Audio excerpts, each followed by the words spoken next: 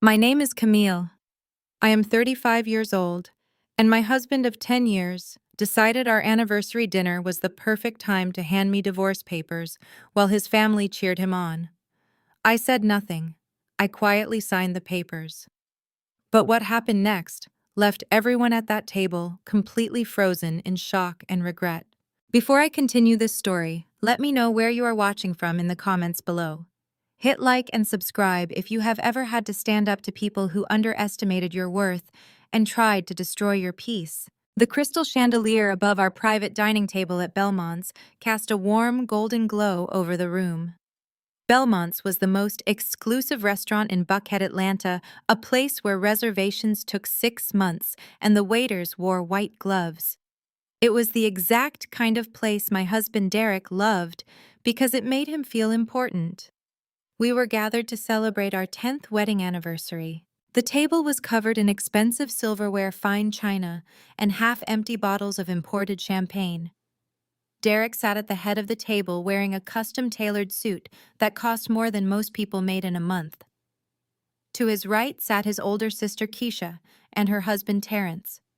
They were wearing flashy designer clothing with massive logos covering their chests, desperate to look wealthy. I sat to Derrick's left, wearing a simple but elegant black silk dress, keeping my posture straight and my expression pleasant. As a wealth manager for high-net-worth clients, I was used to keeping my composure in any situation.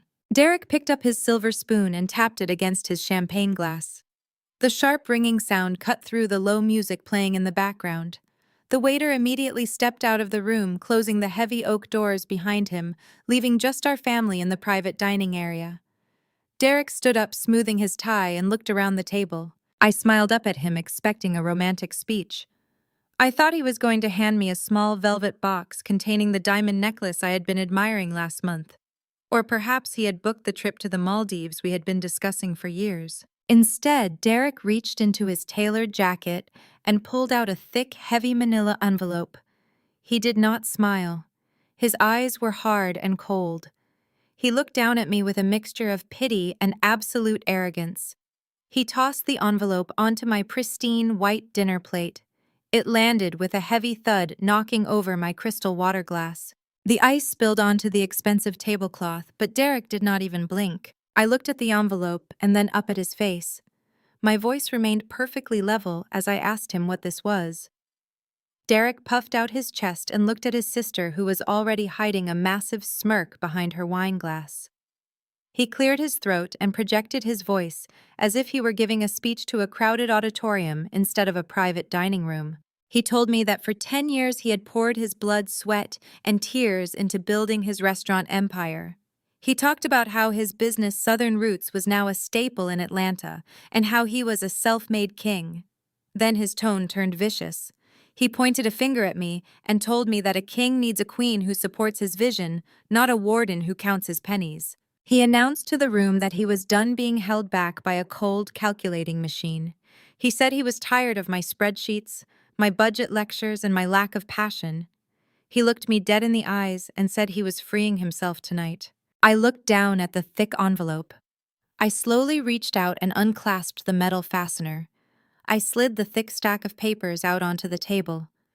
The bold black letters at the top of the first page read, "Petition for dissolution of marriage." It was not a gift. It was a divorce filing. Before I could even process the words on the page, a loud, obnoxious cackle erupted from across the table. Keisha slapped her hand on the table, shaking the silverware. She laughed so hard she had to wipe a tear from her eye. She leaned forward, pointing her acrylic nails right at my face. She told me she knew this day was coming. She loudly announced that she told Derrick 10 years ago I was nothing but a stuck-up, historically black college snob who did not know how to treat a real man. Keisha sneered and told me that just because I worked in a fancy bank building in Midtown did not make me better than them. She spent the next few minutes completely unloading a decade of deep-seated jealousy. She criticized the way I dressed, calling my quiet, luxury style boring and cheap. She criticized the way I spoke, saying I always tried to sound too perfect. She told me that I never respected Derrick's hustle, and that I was always trying to control his greatness with my boring financial rules. She said Derrick was a visionary, and I was just an accountant trying to clip his wings. Terrence nodded eagerly next to her, sipping his whiskey. He chimed in, saying that a real woman knows how to uplift her man, not interrogate him about business expenses. He laughed and said Derrick finally woke up and realized he deserved a woman who knew how to have a good time. They were completely reveling in my public humiliation. They were feeding off Derrick's cruelty, treating the destruction of my marriage like a spectator sport. They expected me to break. They expected me to scream, cry, throw my glass of wine, or beg for an explanation. They wanted a dramatic reaction so they could call me crazy and justify their horrible behavior. But I am not an emotionally fragile woman. Working in wealth management had taught me to never let my emotions dictate my actions. I sat completely still. I let Keisha finish her pathetic rant. I let Terrence finish his toxic little speech. I let Derrick stand there looking smug and proud of himself for ambushing me in front of his hateful family. My mind was moving at 1,000,000 miles an hour. I analyzed the situation with cold, precise logic. Derrick had filed these papers secretly. He had brought his family here specifically to humiliate me. He was arrogant enough to think he had the upper hand. He actually believed he was the sole reason we lived in a multi-million-dollar estate. He actually believed his restaurant empire was entirely his own doing. His ego had completely blinded him to the legal and financial realities of our life. I looked at the divorce papers again. I did not shed a single tear. I did not raise my voice. I calmly reached into my black leather designer handbag. I pushed aside my wallet and my keys. My fingers wrapped around the smooth, cool metal of my Mont Blanc pen. I pulled it out and removed the cap, placing it neatly on the table next to my ruined dinner plate. The room suddenly went dead silent. Keisha stopped laughing. Terrence set his glass down. Derrick frowned, looking slightly confused by my lack of hysterics. They watched in absolute silence as I flattened the thick stack of legal documents. I ignored the first 20 pages of legal jargon. I did not care about his demands or his pathetic justifications. I smoothly flipped the heavy pages one by one, the sound echoing in the quiet room. I went straight to the very last page, the signature line. I positioned my pen over the paper, ready to give him exactly what he asked for, knowing it would be the biggest mistake of his entire life. Before I could press the ink to the paper, a bright flash illuminated the room. I glanced up from the legal document. My 15-year-old son Trey was holding his phone high, angling the camera perfectly to capture my reaction. A vicious little smirk played on his lips. He was live streaming this. My own flesh and blood, the boy I carried and raised, was broadcasting my public humiliation to his friends on social media. He leaned back in his upholstered chair, chuckling, and muttered to his screen that his followers were going crazy over this drama. I felt a sharp physical pang in my chest, but I forced the emotion down instantly. Derrick had been buying Trey off for years with limited edition designer sneakers, expensive gaming computers, and zero curfews, effectively purchasing his loyalty. I had tried to instill discipline and respect, but Derrick constantly undermined me, playing the role of the fun parent while painting me as the strict warden. Next to Trey sat my 13-year-old daughter, Aaliyah. She did not even look up from her own glowing screen. She simply popped her chewing gum, rolled her eyes heavily, and let out a loud, dramatic sigh. She said finally out loud. She actually said finally right to my face. She leaned over to her brother and whispered loud enough for the entire table to hear that now Dad could be with someone fun who actually let them live a little. She complained that she was sick of my rules, my high expectations regarding her grades, and my suffocating energy. The betrayal from my children cut far deeper than Derrick's pathetic restaurant stunt ever could. He had successfully poisoned them against me, turning them into entitled little monsters who valued material possessions and absolute freedom over basic human decency and respect for their mother. But even facing the cruelty of my own children, I did not break my composure. I knew exactly how they had been manipulated, and I knew exactly how harsh their reality check was going to be in the very near future. Just as Aaliyah finished her cruel remark, the heavy oak doors of the private dining room swung open once again. The air in the room shifted immediately. A thick, overwhelming wave of sickly sweet vanilla perfume hit my senses before I even saw her face. Jasmine strutted into the room like she owned the entire establishment. She was 24 years old, an aspiring Instagram model who had been hanging around Derrick's flagship restaurant for the past year, looking for a wealthy sponsor.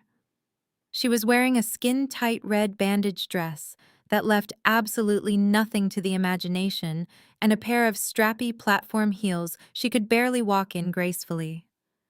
But it was not the inappropriate dress that caught my attention. It was her left wrist. Glistening brightly under the expensive crystal chandelier was a solid gold Cartier love bracelet studded with diamonds. It was the exact same bracelet Derrick had claimed was stolen from his gym locker last Christmas. The same extremely expensive bracelet I had painstakingly filed an insurance claim for months ago. Jasmine confidently walked right past my chair, her hips swaying exaggeratedly, and went straight to Derrick. She wrapped her arms tightly around his neck and planted a long, sloppy kiss on his mouth right in front of me, right in front of my children. Keisha and Terrence started clapping. They actually clapped loudly like they were watching the romantic climax of a movie. Keisha yelled out that Derrick finally got himself a real prize.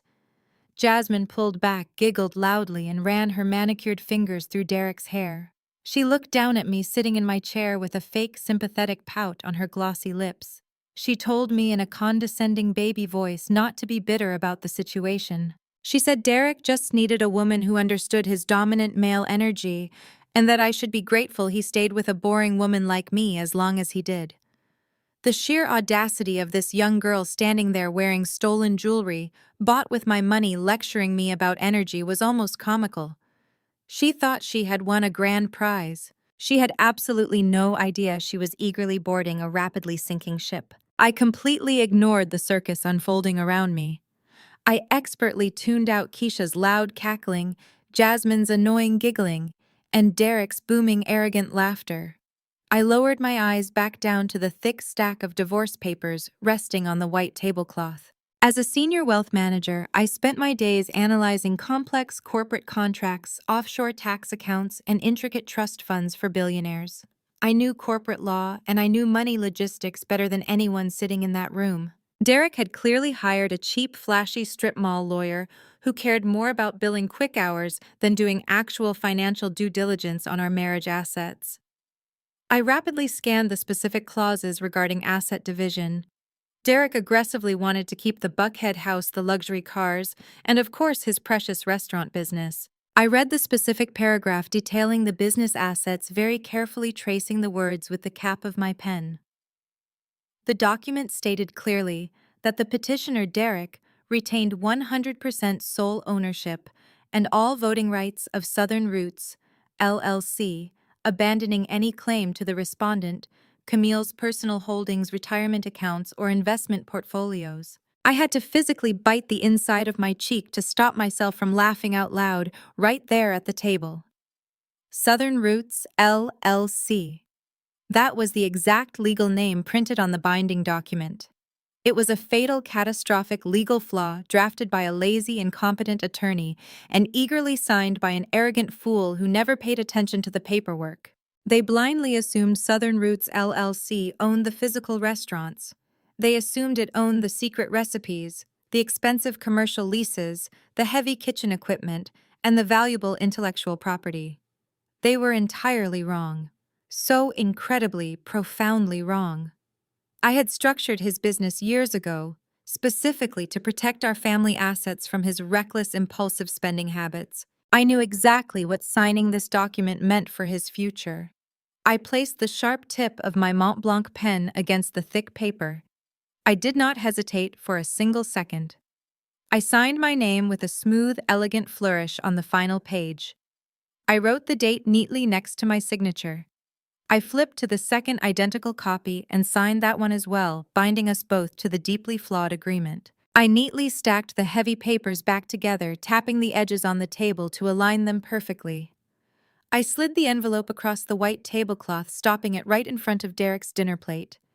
He looked down at the signed documents, and a massive, victorious grin spread across his face. He puffed out his chest, looking at Jasmine and his terrible family, like he had just single-handedly conquered the world. He reached into his tailored suit jacket pocket, pulled out his heavy platinum American Express card, and tossed it onto the table with a loud metallic clatter.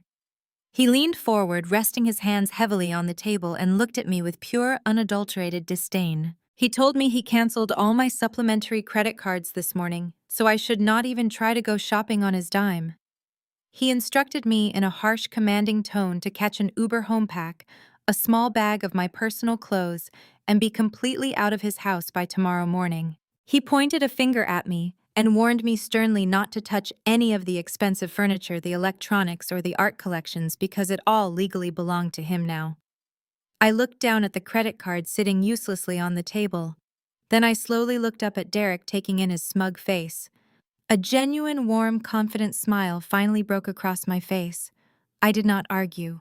I did not plead. I simply raised my hand and signaled the waiter, who had been hovering nervously near the heavy oak doors waiting for the drama to subside. The young waiter stepped forward tentatively, his eyes darting between Derrick and me. He was carrying a small black leather folio containing the final bill for our extravagant 10-year anniversary dinner. Derrick immediately puffed out his chest again, trying to assert his dominance in front of Jasmine and his sycophantic family. He snapped his fingers aggressively at the young man and loudly declared that the lady would be paying her own way home tonight, so he should just leave the check with the king. The waiter looked incredibly uncomfortable, shifting his weight from one foot to the other, but he obediently placed the black leather folio gently onto the white tablecloth directly in front of me. I did not even glance at the itemized receipt inside. I already knew exactly how much this dinner cost because I was the one who meticulously balanced the budget for Derrick's incredibly flashy lifestyle. I reached into my black designer handbag for the second time that evening. I bypassed my standard joint bank cards and my driver's license. My fingers brushed against a secret zippered compartment hidden deep inside the lining, a compartment I had kept completely concealed from my husband for the entirety of our marriage. I pulled out a heavy, sleek piece of anodized titanium. It was an American Express Centurion card, commonly known in elite financial circles as the Black Card. It was an exclusive invitation-only card reserved solely for ultra-high net worth individuals. I had quietly earned this card through the massive success of my own private wealth management firm, a corporate entity I built from the ground up, completely separate from Derrick's chaotic and debt-ridden restaurant business. I placed the heavy metal card onto the silver tray the waiter was holding out to me. It made a distinct solid clinking sound that immediately drew everyone's attention. Derrick looked down at the card. He blinked once. He blinked twice. His arrogant, victorious smile slowly began to falter, melting into an expression of profound confusion. He leaned forward over his empty dinner plate, squinting hard at the matte black surface of the card. He had never seen this particular piece of plastic before in his life. He was entirely used to maxing out the gold and platinum business cards I graciously provided for his endless operational expenses, but the Centurion card was in a completely different stratosphere of wealth. Derrick's obsession with status symbols was legendary among our Atlanta social circle. He spent thousands of dollars every single month just to maintain the illusion of unlimited financial liquidity. He knew exactly what the Centurion card represented. He had actually applied for one 2 years ago and had been unceremoniously rejected because his restaurant revenue was largely a fragile house of cards propped up by high-interest business loans. Seeing that heavy black metal resting effortlessly on my side of the table was a direct, violent blow to his fragile masculinity. His mouth opened slightly as he tried to process the impossible reality of what he was looking at. He looked frantically from the black card to my calm face and back to the card again. His confusion was palpable and deeply satisfying to witness. He slammed his hand on the table and demanded to know whose name was on that account and where I got a fake credit card from. I completely ignored his panicked, desperate questions. I looked politely at the nervous waiter and told him in a clear, steady voice to put the entire balance of the private room on this card, including a generous 30% tip for his excellent and incredibly discreet service tonight. The waiter's eyes widened significantly when he actually felt the physical weight of the metal card in his hand, but he quickly nodded respectfully and hurried out of the private dining room. Keisha and Terrence exchanged highly nervous glances across the table. They were not financially literate enough to understand the exact stringent requirements of acquiring a Centurion card, but they could easily tell by Derrick's sudden pale complexion and sweating forehead that something was very, very wrong. Keisha leaned over, spilling a drop of her cheap red wine onto the pristine white tablecloth. She narrowed her eyes and asked Terrence loudly if that was just one of those prepaid debit cards people buy at the local grocery store. Terrence slowly shook his head, his eyes practically glued to the spot where the black metal had just been. He worked as a low-level loan officer at a small regional bank, and he knew exactly what he was looking at. He swallowed hard, his Adam's apple bobbing nervously against his tight shirt collar. He whispered to Keisha that you needed to spend at least $250,000 a year just to maintain that specific account. Keisha's jaw snapped shut with an audible click. The smug, hateful satisfaction completely drained from her face, leaving behind a mask of pure, bewildered jealousy. Jasmine, however, was still too busy admiring her stolen Cartier love bracelet to notice the massive shift in the room's energy. She was still leaning heavily against Derrick, completely oblivious to the fact that his entire false reality was beginning to violently fracture right in front of her eyes. The silence in the dining room was suddenly deafening. Derrick desperately tried to recover his shattered bravado. He scoffed loudly, running a hand over his face, and crossed his arms over his chest, declaring to the room that I must have stolen one of my rich client's credit cards just to show off and pretend I was somebody important. He pointed an aggressive finger at me and said I was going to get myself arrested for federal wire fraud, and he promised he would sit back and laugh when the police dragged me away in handcuffs. I simply folded my hands neatly on the table and waited in absolute silence. I did not need to explain my complex corporate holding structures, my diverse investment portfolios, or my offshore trust accounts to a man who truly thought running a few heavily mortgaged restaurants made him a financial genius. Less than 2 minutes later, the young waiter returned to our table.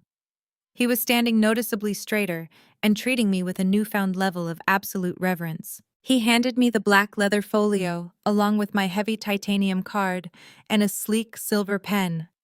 The total bill for renting the exclusive private room, the endless bottles of imported champagne, and the customized gourmet menu came to exactly $15,000. I took the silver pen and signed my name with the exact same smooth, elegant flourish I had just used to sign away my toxic marriage on the divorce papers. I carefully tore off the customer copy of the itemized receipt. I stood up slowly from my chair, smoothing the luxurious silk of my black dress.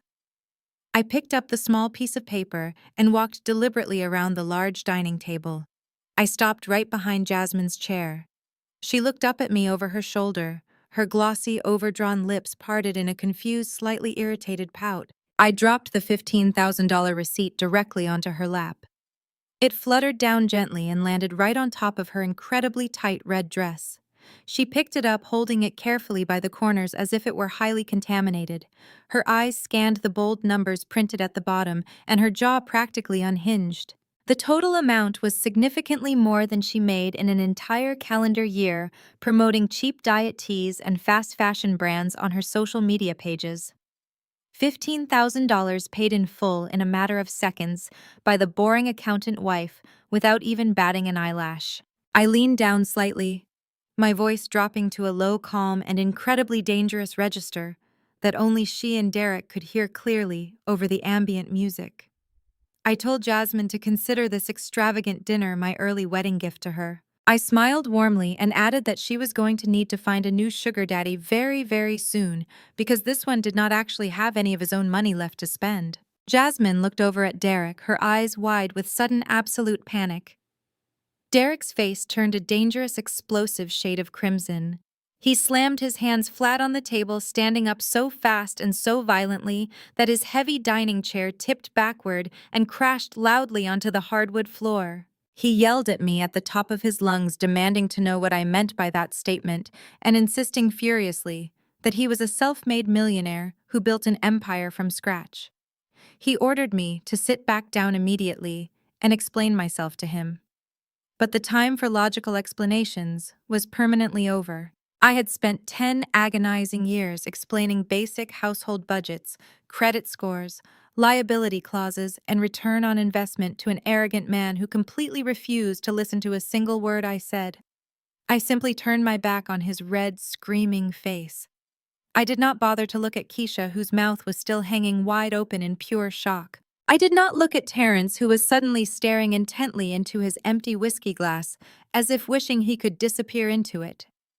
And I certainly did not look at my two ungrateful spoiled children, who were still somehow too completely absorbed in their glowing cell phone screens to realize their entire luxurious world was about to violently collapse around them. I walked out of the private dining room, my expensive designer heels clicking sharply and rhythmically against the highly polished marble floors of Belmonts. I did not run. I walked with the measured, confident stride of a woman who held every single string in this pathetic puppet show. The heavy oak doors swung shut behind me, instantly cutting off the sound of Derrick's frantic, furious yelling. The restaurant manager was waiting anxiously near the elegant front entrance. He bowed his head slightly as I approached, thanking me profusely for my continued patronage, and quickly holding the heavy glass doors open for me. I stepped out into the cool, crisp night air of Atlanta. The valet stand was crowded with expensive sports cars and luxury sedans belonging to the city's elite. Derrick had proudly driven his leased Mercedes-Benz to the restaurant, expecting me to humiliatingly call an Uber when he publicly abandoned me. He did not know that I never relied on him for anything, especially transportation. A sleek, immaculate black Cadillac Escalade with heavily tinted windows pulled up smoothly to the curb right in front of me, perfectly timing its arrival. The uniformed driver stepped out immediately and opened the rear passenger door for me with a respectful nod. This particular vehicle was registered solely to my private wealth management firm, a corporate perk I had kept entirely separate from our joint marital assets for years. It was just one of many invisible safety nets I had quietly woven while Derrick was busy playing the role of a hotshot celebrity restaurateur for the cameras. I stepped gracefully into the spacious, luxurious leather interior of the massive SUV.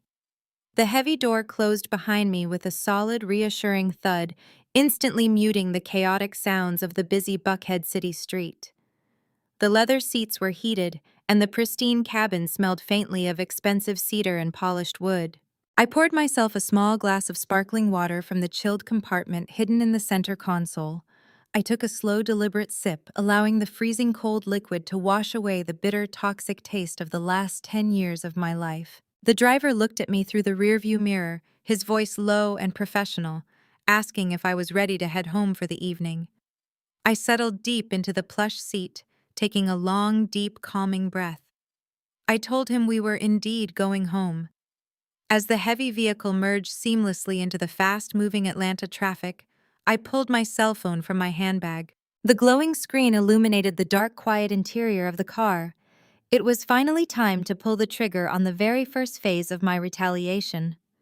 Derrick actually thought he was kicking me out of my own house tomorrow. He firmly believed the sprawling Buckhead estate was rightfully his, simply because he proudly signed the initial mortgage papers years ago when his credit score was still decent. He was blissfully unaware that when he nearly bankrupted himself gambling on a completely failed second restaurant location 3 years ago, I had quietly purchased the remaining debt from the bank to save us from foreclosure.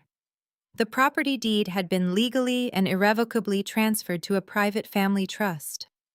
I was the sole operating trustee of that account. Derrick had been nothing more than a glorified tenant, living under my roof, paying rent directly to my corporate entity for 36 continuous months. I scrolled carefully through my contacts and tapped the direct number for my premier property management firm. The line rang twice before my lead property manager picked up. Her voice was crisp, efficient, and highly professional, asking how she could assist me this late in the evening. I looked out the tinted window, watching the bright city lights blur past into streaks of color. My voice was completely steady, devoid of any sadness, anger, or hesitation. I gave her a direct, uncompromising order. I told her to initiate protocol eviction for the Buckhead estate immediately.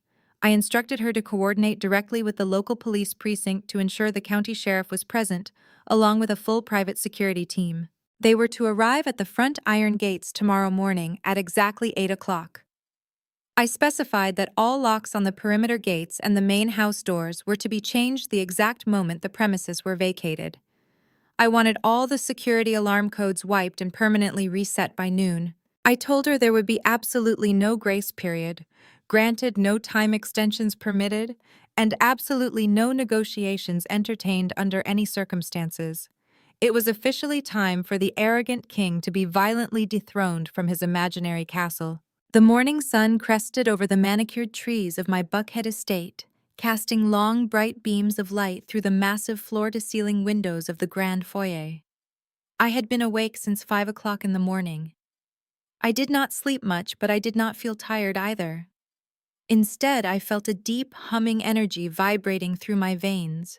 I was perfectly dressed in a tailored charcoal gray pantsuit, my hair flawlessly styled and my makeup impeccably applied. I sat quietly in the oversized leather armchair in the formal living room, sipping a cup of black coffee. I was waiting. I knew exactly what Derrick was going to do. He was highly predictable, a man entirely driven by his own inflated ego and a desperate need to perform for an audience. I checked the gold watch on my wrist. It was 7:58 in the morning. At precisely 8 o'clock, the heavy mahogany front doors swung open with a loud, aggressive bang that echoed off the high, vaulted ceilings. Derrick marched into the house like a conquering general returning from a victorious war. Right behind him was his ridiculous entourage. Jasmine strutted in, wearing oversized designer sunglasses indoors, carrying a small designer dog in her purse. Keisha and Terrence followed closely behind them, struggling to carry a stack of flattened cardboard moving boxes and a large roll of heavy-duty black garbage bags. Keisha's eyes were darting wildly around the luxurious foyer, taking in the expensive crystal chandelier, the imported marble floors, and the custom artwork on the walls. She looked like a starving animal that had just been led into a butcher shop. She was practically foaming at the mouth with malicious excitement. Keisha dropped the cardboard boxes onto the pristine floor with a loud thud and aggressively snapped one of the black garbage bags open. She looked directly at me, sitting calmly in the living room, and let out a loud, nasty laugh. She yelled across the room that it was time for the Ice Queen to pack up her boring pantsuits and get out of their house. She told Jasmine to point her toward the master suite because she personally wanted the immense pleasure of throwing all my expensive designer clothes into the trash where they belonged. Terrence nodded eagerly, rubbing his hands together, and adding that they needed to clear out the garage too so Derrick could finally park his new toys without me complaining about the lack of space. They were walking around my home, touching my expensive vases and inspecting my furniture like they had just won the lottery. Jasmine kicked off her high heels and dug her toes into the plush custom rug, sighing loudly and telling Derrick that she was going to completely redecorate the entire lower level because my taste was just far too dull and depressing for her vibrant energy. Before Derrick could even respond to his obnoxious mistress, the sound of rapid footsteps echoed from the top of the grand sweeping staircase. My 15-year-old son Trey and my 13-year-old daughter Aaliyah came practically sprinting down the marble steps. They were fully dressed in the expensive streetwear brands Derrick constantly bought to bribe them. They completely bypassed the living room where I was sitting. They did not look at me. They did not say good morning to their mother. They ran straight past me and threw their arms around Jasmine, hugging her tightly, as if she were their long-lost favorite aunt. Aaliyah actually squealed with delight, telling Jasmine how excited she was that they were finally going to be a real fun family now. Jasmine patted my daughter's head with a fake sugary smile, looking over at me with a triumphant smirk. Trey pulled back from the group hug and looked up at his father with eyes full of pure, greedy anticipation. He slapped Derrick on the shoulder and loudly asked him when they were going to the dealership to pick up his new Porsche. He actually laughed and told his father that now that they did not have to pay my stupid house rules allowance and deal with my strict financial budgets, they could finally afford to live like actual rich people. He complained that I had been starving him of his true lifestyle for years. Hearing my own son speak about me with such callous transactional disrespect was a chilling experience. He did not view me as a mother who loved him and tried to protect him from ruin. He viewed me as a financial obstacle standing between him and a luxury sports car. I took another slow sip of my black coffee, letting the bitter liquid ground me in reality. I realized in that exact moment that these children were fully, deeply corrupted by their father's toxic influence. They had made their absolute choice, and I was about to make mine. Derrick puffed out his chest proudly, wrapping one arm around Jasmine and the other around his ungrateful son. He looked over at me, his face twisted into an ugly mask of pure, unadulterated arrogance. He let go of his new family and marched aggressively into the formal living room, stopping just a few feet away from my leather armchair. He reached into the inner pocket of his jacket and pulled out the thick stack of divorce papers I had signed the night before at the restaurant. He gripped the papers tightly and waved them violently in the air, right in front of my face. He raised his voice so his sister and his brother-in-law could hear every single word. He demanded to know why I was just sitting there drinking coffee like I still owned the place. He pointed a thick finger at the front door and ordered me to get up right this second, vacate the master suite, and get off his property. He yelled that this massive house, the imported marble, the luxury cars in the driveway, and the food in the refrigerator were all bought and paid for by Southern Roots profits. He pounded his fist against his chest and declared that he was the sole founder, the sole visionary, and the only reason I ever got to experience this level of wealth. He told me the divorce papers clearly stated he kept his business empire, which meant he kept the house that his empire paid for. He took a step closer, towering over me, trying to use his physical size to intimidate me into submission. He told me in a low, threatening growl that if I did not grab a garbage bag from Keisha and start packing my things immediately, he was going to have Terrence drag me out the front door by my hair. I did not flinch. I did not move away from him. I simply set my coffee cup down on the glass side table with a soft, deliberate click. I looked up at him, my expression completely blank, revealing absolutely none of the lethal traps I had meticulously set for him. I told him his understanding of corporate finance was just as pathetic as his choice in women. I informed him that signing those divorce papers did not give him this house. It did not give him anything except a mountain of liabilities he was far too stupid to comprehend. Keisha stomped into the living room swinging a garbage bag aggressively. She yelled at Derrick to stop talking to me and just start throwing my stuff out on the lawn. She said I was delusional and trying to use big words to scare them, but they knew the law. She boldly claimed that because Derrick's name was on the original mortgage papers, he was the undisputed king of the castle. Terrence chimed in loudly, agreeing with his wife, laughing and saying, "I was just a bitter ex-wife, desperately trying to hold on to a lifestyle I did not earn." Jasmine stood in the background, checking her makeup in the reflection of a large gilded mirror, completely detached from the reality of the situation, just waiting for the dirty work to be finished so she could claim her prize. The chaotic shouting match was suddenly and sharply interrupted by a loud, distinct sound. The heavy brass doorbell rang, echoing clearly through the massive foyer. The chime was instantly followed by 3 loud, heavy knocks on the solid mahogany wood. Derrick stopped waving the divorce papers and looked over his shoulder toward the entrance. He smirked, looking back at me with a deeply condescending expression. He loudly announced that his private moving crew must have finally arrived to help clear out the trash. He told Keisha to go open the door and let the men inside so they could get this eviction started. Keisha grinned maliciously, dropping her garbage bags on the floor. She practically skipped over to the grand entrance, eagerly pulling the heavy doors open wide, ready to welcome the hired help who were going to dismantle my life. But it was not a moving crew standing on the front porch. Standing perfectly straight on the limestone steps illuminated by the bright morning sun was a tall, broad-shouldered man in a crisp, dark green uniform. It was the Fulton County Sheriff. His gold badge gleamed brightly on his chest, and his hand rested casually near the heavy-duty utility belt at his waist. Flanking him on either side were 2 equally intimidating uniformed deputies. I recognized the sheriff instantly. His name was David. We had attended the exact same historically black college over a decade ago, sharing several grueling finance and criminal justice electives together before our careers took different paths. We had remained good friends, silently supporting each other's rise in our respective fields. David took off his uniform hat and stepped across the threshold into the grand foyer. His sharp, highly observant eyes immediately scanned the chaotic scene. He took in the empty garbage bags on the floor, Keisha's shocked expression, Terrence's sudden nervous posture, and Derrick's violently aggressive stance in the living room. Finally, David's eyes landed on me sitting calmly in the armchair.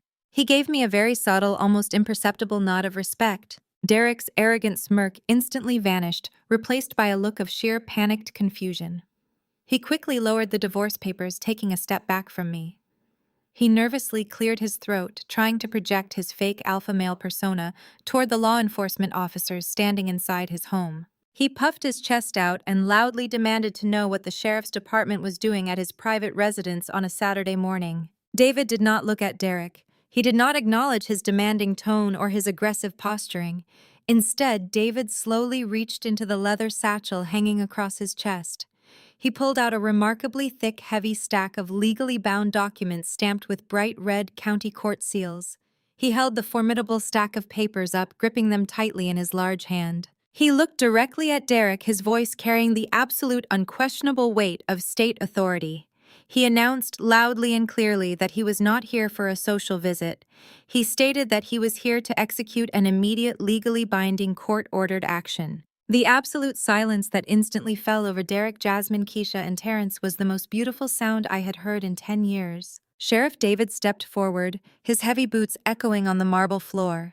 He extended his large hand and pressed the thick stack of legal documents directly against Derrick's chest, forcing my soon-to-be ex-husband to take them.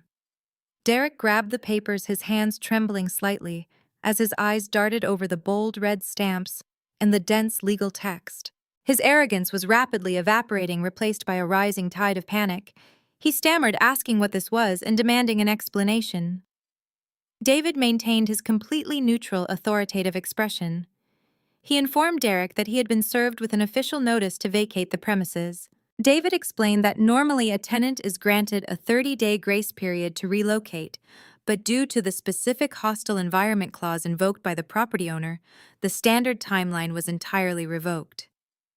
David pointed to a specific paragraph highlighted in bright yellow ink. He stated that because Derrick had brought unauthorized individuals onto the property to harass and intimidate the legal owner, his right to occupy the residence was terminated effectively immediately. He told Derrick he had exactly 20 minutes to gather his personal belongings and vacate the estate, or he would be escorted off the property in handcuffs for criminal trespassing. Derrick stared at the sheriff as if the man had just spoken to him in a foreign language. The color completely drained from his face, leaving him looking pale and sickly. He shook his head aggressively, crumpling the edges of the court order in his fists. He started yelling, his voice cracking under the intense pressure. He pointed a shaking finger at me and screamed that this was entirely illegal. He yelled that his name was printed clearly on the original mortgage documents and that he was the primary applicant when this house was purchased 10 years ago. He demanded that David arrest me for fraud, claiming I had clearly bribed a judge to forge these fake eviction papers. I stood up from my leather armchair, smoothing the front of my tailored suit. I picked up a sleek black leather folio from the glass side table and walked slowly toward the center of the foyer. The two deputies instantly tensed, preparing to intervene, but David held up a hand, signaling them to stand down. He knew exactly who I was, and he knew I was not a physical threat. I stopped a few feet away from Derrick, looking at his desperate, sweating face. I calmly opened my folio and pulled out a single crisp document printed on heavy watermarked paper. It was the official recorded property deed. I held it up so he could see the county seal and the notarized signatures. I told him in a voice as cold as ice that he did indeed sign the original loan documents 10 years ago. I reminded him of the painful reality he had spent years trying to suppress. I asked him if he remembered his massive financial disaster 3 years ago, when his highly publicized second restaurant location completely failed. I reminded him how the bank was prepared to foreclose on this exact house because he had drained all our liquid savings to cover his catastrophic business debts. Derrick's eyes widened and his mouth opened, but no words came out. He remembered. I continued, my voice echoing clearly in the silent room. I told him that the bank did not just magically forgive his massive debt like he foolishly believed. I explained that my private wealth management firm stepped in and quietly purchased the distressed debt directly from the lender to save our family from public bankruptcy. In exchange, the property deed was legally and irrevocably transferred into the CR Legacy Trust. I tapped the heavy paper with my manicured finger. I looked him dead in the eye, and stated that I was the sole operating trustee of that account.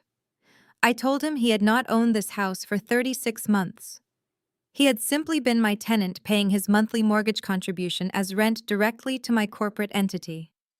I smiled a sharp, predatory smile and told him his lease was officially canceled. The crushing realization of his own profound financial ignorance hit Derrick like a physical blow.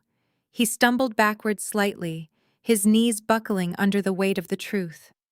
He looked around the grand foyer, viewing the luxury he thought he owned through the devastating lens of reality. He did not own the marble floors. He did not own the crystal chandelier. He was nothing more than a temporary guest who had just overstayed his welcome. Jasmine, who had been standing near the doorway, admiring herself in the mirror, finally grasped the severity of the situation. Her jaw dropped open and she let out a loud, dramatic gasp. She dropped her expensive designer handbag onto the floor, the metal hardware clanking loudly against the marble. She looked at Derrick, her eyes wide with absolute horror and betrayal. She asked him in a shrill, panicked voice if this meant they were not moving into the mansion today. She demanded to know where they were supposed to go and how he could have lied to her about being a millionaire homeowner. Derrick could not even look at her. He kept his eyes glued to the floor, completely emasculated in front of his new, younger lover. Jasmine realized instantly that she was not upgrading her life to a luxury estate. She was getting kicked out onto the front lawn alongside a man drowning in secret debt.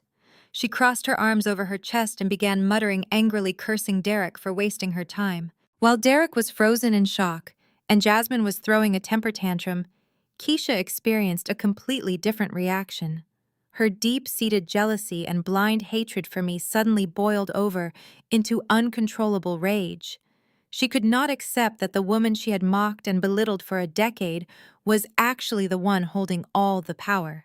Keisha let out a feral, high-pitched scream. She dropped her garbage bags and lunged forward, her acrylic nails aimed directly at my face. She screamed that I was an evil, calculating monster and that she was going to tear my hair out. She never even made it within 5 feet of me. The two large deputies moved with lightning speed. One deputy grabbed her flailing arm, twisting it firmly behind her back, while the other pushed her aggressively against the solid mahogany doorframe. Keisha shrieked in pain and outrage, struggling violently against their iron grips. David stepped forward, resting his hand on his utility belt, and ordered her in a booming voice to stop resisting immediately. He warned her that if she moved one more muscle, she would be leaving the property in the back of a police cruiser charged with assault and battery.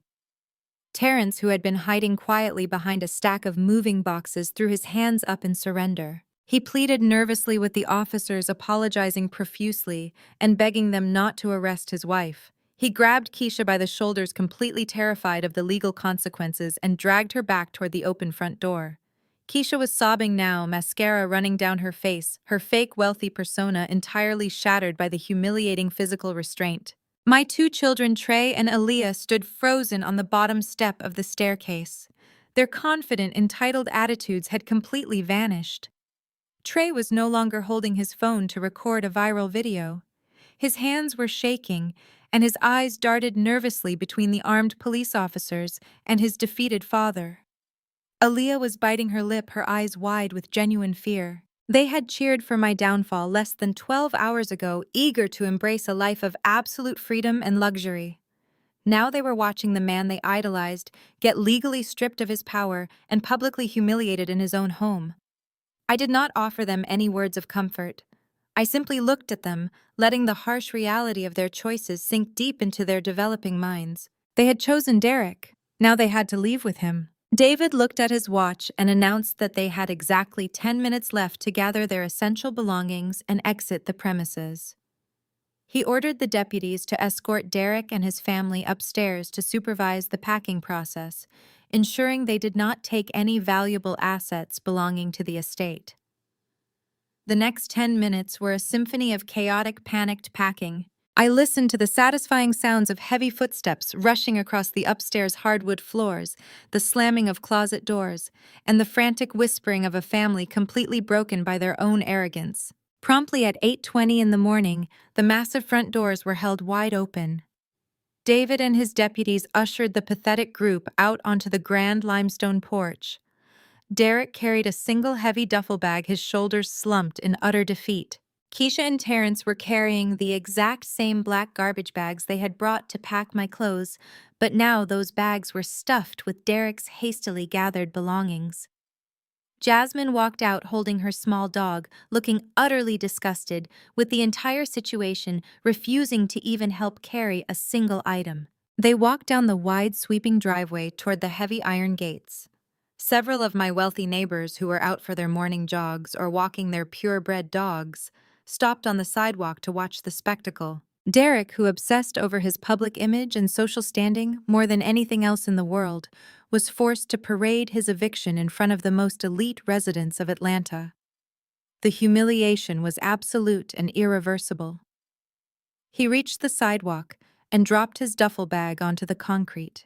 The heavy iron gates of my estate began to slowly close, automatically sliding shut with a loud metallic grinding sound. Derrick turned around, grabbing the iron bars of the gate as they locked securely into place.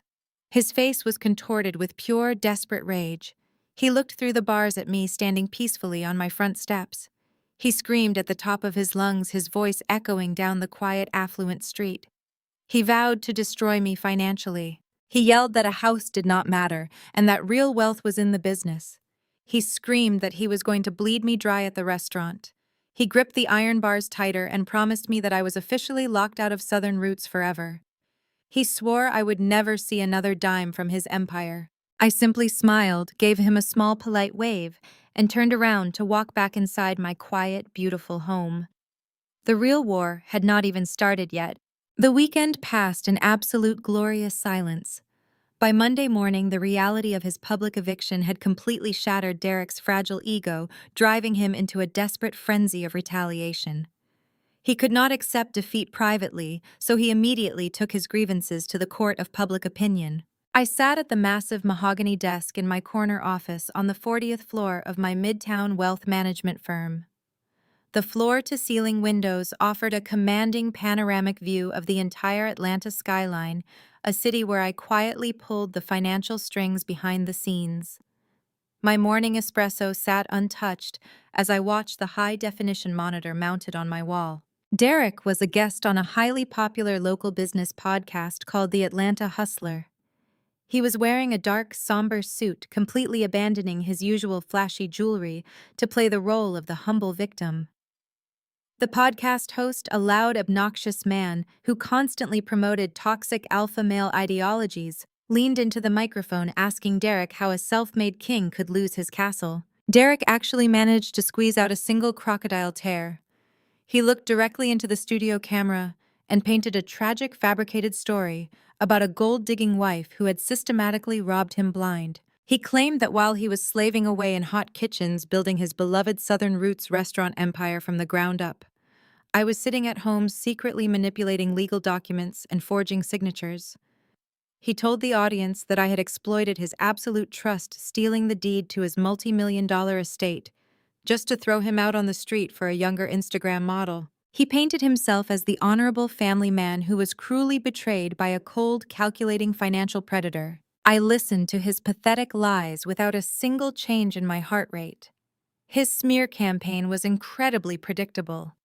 What he lacked in business acumen, he always tried to make up for with loud public theatrics. But his verbal attacks were just the beginning. My cell phone vibrated quietly on the glass surface of my desk. It was an automated alert from a regional bank. Derrick had officially frozen all of our joint checking and savings accounts.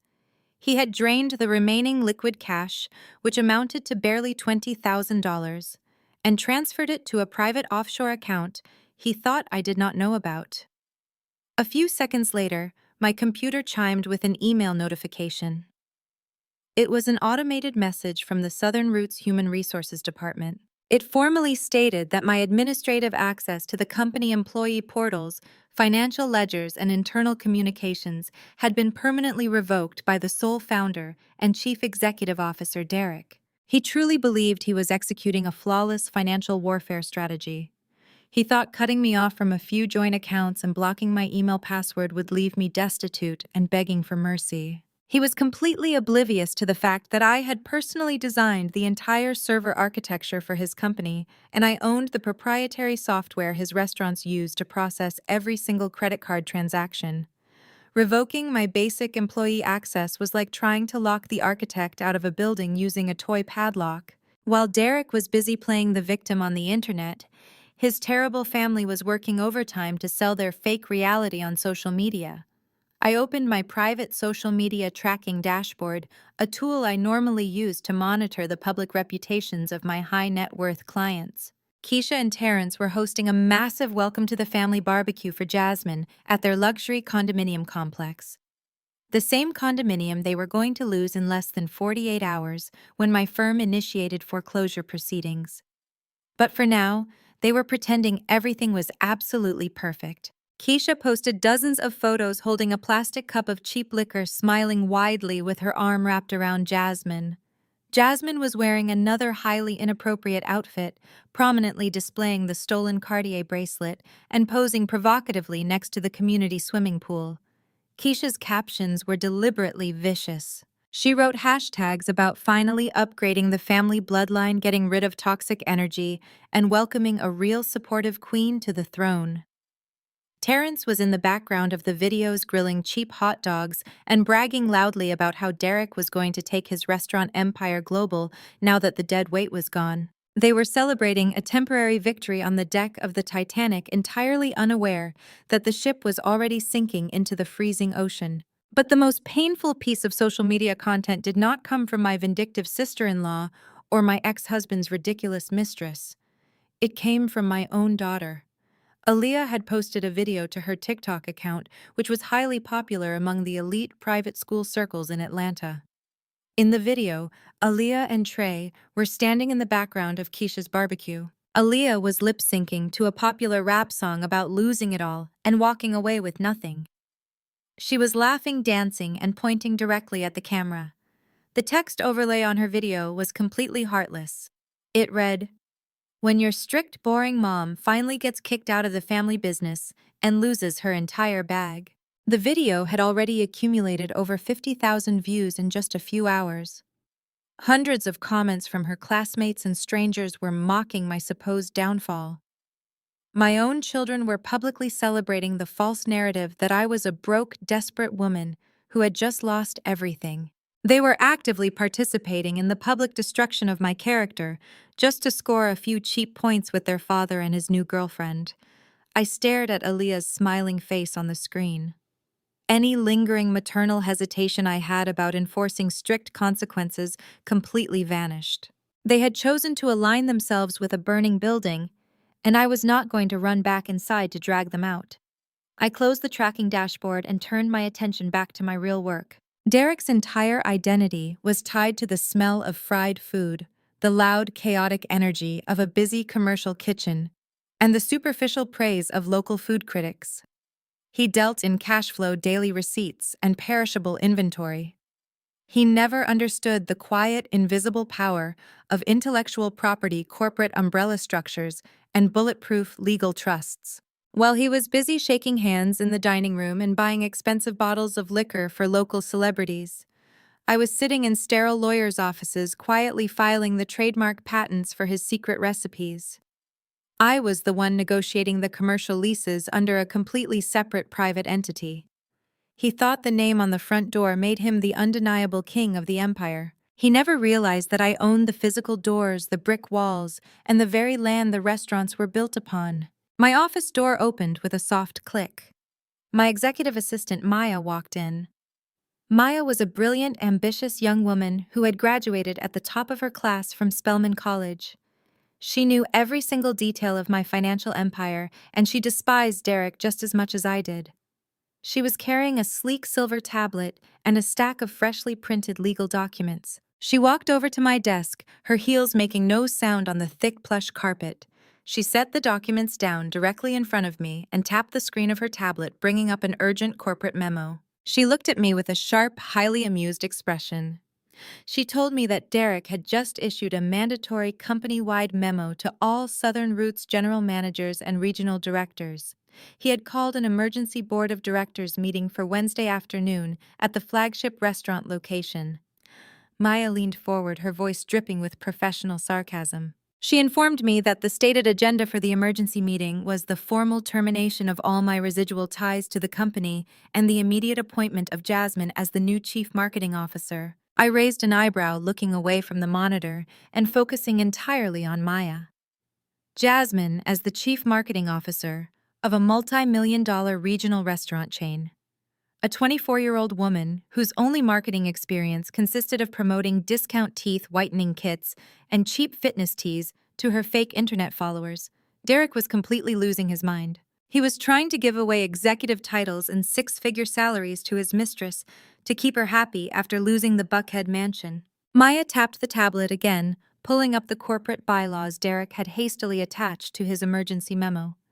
She pointed to a specific paragraph. She said Derrick firmly believed that because he forced me to sign away my operational rights in the divorce papers, he now possessed 100% absolute voting power on the Southern Roots LLC board. He thought he could just walk into the conference room, slam his fist on the table, and unilaterally crown his mistress as a corporate executive. He thought he had completely won the corporate war before the first shot was even fired. I leaned back in my heavy leather executive chair, steepling my fingers together. I let out a low, dark, genuine laugh that echoed in the quiet luxury of my office. Derrick's arrogance was truly a bottomless pit. He was so blindingly focused on the illusion of power that he completely forgot to check who actually owned the ground he was standing on. He had spent 10 years treating me like a glorified secretary, ignoring my financial advice and screaming at me whenever I asked to review his vendor contracts. He had absolutely no idea how I had meticulously structured his corporate entities to protect him from his own rampant stupidity. He thought Southern Roots LLC was the supreme authority. He was about to learn a brutal, devastating lesson in corporate holding structures. I looked up at Maya, my expression shifting from amusement to absolute lethal focus. I unclasped my hands and placed them flat on the smooth mahogany surface of my desk. I told Maya to cancel all of my client meetings for Wednesday afternoon. I told her to contact our elite legal team and have my top 3 corporate attorneys ready to move out by noon. I looked at the printed memo on my desk featuring Derrick's bold, arrogant signature at the bottom. I smiled, a cold, calculated smile that promised absolute destruction. I looked back at Maya and gave her the final instruction. Prepare the holding company ledgers. Wednesday afternoon arrived with heavy storm clouds gathering rapidly over the Atlanta skyline. I bypassed the bustling main dining room of the Southern Roots flagship location and walked directly toward the private glass-enclosed executive boardroom situated at the back of the establishment. The scene unfolding inside the transparent walls was a masterclass in unearned arrogance and absolute delusion. Derrick was sitting at the very head of the massive mahogany conference table.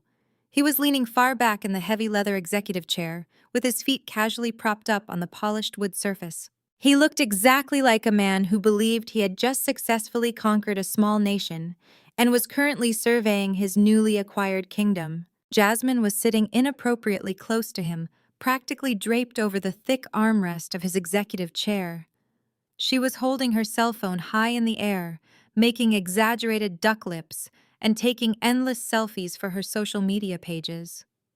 She was completely ignoring the 6 regional general managers who were sitting rigidly around the perimeter of the large table. The managers looked highly uncomfortable and deeply concerned about the future of their careers. Keisha was also present, sitting firmly on Derrick's right side.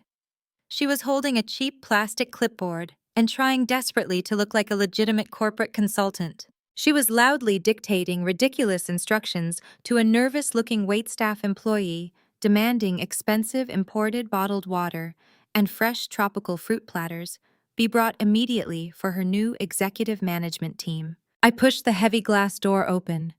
The thick soundproofing of the boardroom immediately swallowed the ambient noise of the busy restaurant outside, replacing it with a tense, heavy silence. I did not come alone. Flanking me were 3 of the most ruthless and expensive corporate litigators in the entire state of Georgia. They wore immaculate dark tailored suits and carried heavy leather briefcases. Their collective hourly billing rate was significantly more than Derrick's flagship restaurant netted in an exceptionally busy month.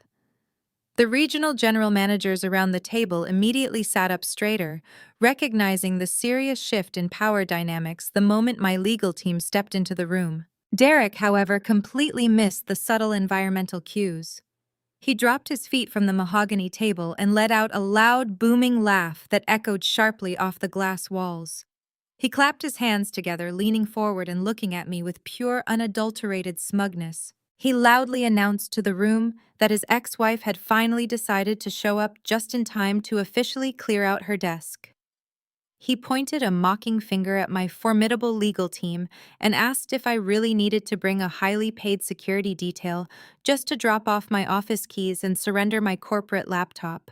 Jasmine giggled loudly, looking up from her phone screen and whispering something inaudible into Derrick's ear. Keisha crossed her arms tightly over her chest and sneered, telling me I was currently trespassing on private company property and that I needed to leave before she called the police. I walked slowly and deliberately to the opposite end of the long conference table. I did not bother to sit down. My lead attorney, a highly intimidating man named Marcus, placed his heavy leather briefcase onto the polished mahogany surface with a solid, authoritative thud. He popped the brass locks open, clicking loudly in the suddenly quiet room. I looked directly at Derrick, completely ignoring Keisha's pathetic glaring and Jasmine's childish whispering. I did not yell. I did not raise my voice a single decibel. I spoke in a smooth, perfectly even tone that commanded absolute attention from every single person in the room. I told Derrick he was absolutely correct about the divorce papers. I openly admitted right there in front of his entire senior management team that I had indeed signed the legal documents without a single argument or negotiation. I told him I happily and willingly gave him 100% sole ownership and total voting control of Southern Roots LLC. Derrick let out another loud, triumphant laugh. He looked around the table at his terrified managers, throwing his hands out wide, as if expecting a round of applause for his brilliant legal maneuvering. He bragged loudly that he finally had the dead weight permanently removed from his growing empire. He proudly declared that starting today, Jasmine was officially taking over as the new Chief Marketing Officer, and Keisha was being appointed as the Senior Vice President of Corporate Operations. The regional managers exchanged completely panicked looks. They knew Derrick was a decent chef, but an absolutely terrible businessman. They knew Keisha had zero operational experience, and Jasmine could barely comprehend basic marketing concepts. They were watching their stable livelihoods and hard work evaporate in real time. Derrick slammed his hand flat on the table, demanding I hand over the master administrative passwords to the company's servers, so his newly appointed executive team could immediately get to work. I reached calmly into my designer handbag and pulled out a small, sleek remote control. I pointed it toward the ceiling projector mounted above the conference table and pressed a single button. The heavy motorized blackout blinds silently rolled down over the glass walls, casting the brightly lit room into deep dramatic shadow. The projector hummed to life, throwing a massive bright presentation slide onto the white wall directly behind Derrick. The bold black text on the screen simply read, Corporate Entity Asset Allocation. Derrick frowned heavily, turning around in his expensive leather chair to look at the screen. He asked me aggressively what kind of boring accounting presentation I was trying to show him and demanded I turn the projector off immediately. I completely ignored his demanding tone and clicked smoothly to the next slide. A complex but clearly color-coded corporate organizational chart appeared on the wall. I walked slowly around the table, my heels clicking rhythmically on the hardwood floor. I addressed the room with the precise professional cadence of a university professor delivering a final devastating lecture. I pointed to a small red box at the very bottom of the massive organizational chart. Inside the tiny red box were the words, Southern Roots, LLC. I looked at Derrick, who was suddenly squinting hard at the screen, trying desperately to comprehend the complex web of corporate structures floating high above his precious company name. I told him once again that he was the undisputed king of Southern Roots LLC. I congratulated him on his absolute legal victory. I told him he could appoint his inexperienced mistress as marketing director and his uneducated sister as vice president. I told him he had the absolute right to run the LLC however he saw fit. Derrick's chest puffed out slightly, his massive ego frantically trying to latch onto my words of validation. He smirked, looking over at Keisha, who was nodding approvingly with a smug expression on her face. He told me it was about time I finally showed him some respect and publicly accepted my defeat. He demanded once again that I leave the server passwords on the table and exit the building before he had his security staff physically remove me from the premises. Keisha chimed in loudly, telling me to pack up my little slideshow and get out because they had real big business to discuss. Jasmine returned to taking selfies, completely bored by the financial terminology. I stopped walking. I stood directly behind one of the highly anxious regional managers, resting my hands lightly on the back of his chair. I looked Derrick dead in the eye and let the faintest trace of a cold, predatory smile touch my lips. I nodded silently to my lead attorney, Marcus. Marcus reached into his open briefcase, pulled out a thick, legally bound contract, and slid it smoothly across the long mahogany table. The heavy document glided effortlessly across the polished wood and came to a sudden, precise stop, exactly an inch away from Derrick's folded hands. Derrick looked down at the document, his confident smirk beginning to waver slightly under the intense, unwavering stares of my elite legal team. He reached out cautiously and flipped the heavy cover page open. Keisha leaned over his shoulder, trying to read the dense legal text. I did not wait for them to decipher the complex legal jargon. I translated it for them loudly and clearly so every single person in the room understood exactly what was happening. I told Derrick that while he owned 100% of Southern Roots LLC, that specific company was nothing more than a hollow management shell. I clicked the projector remote one final time.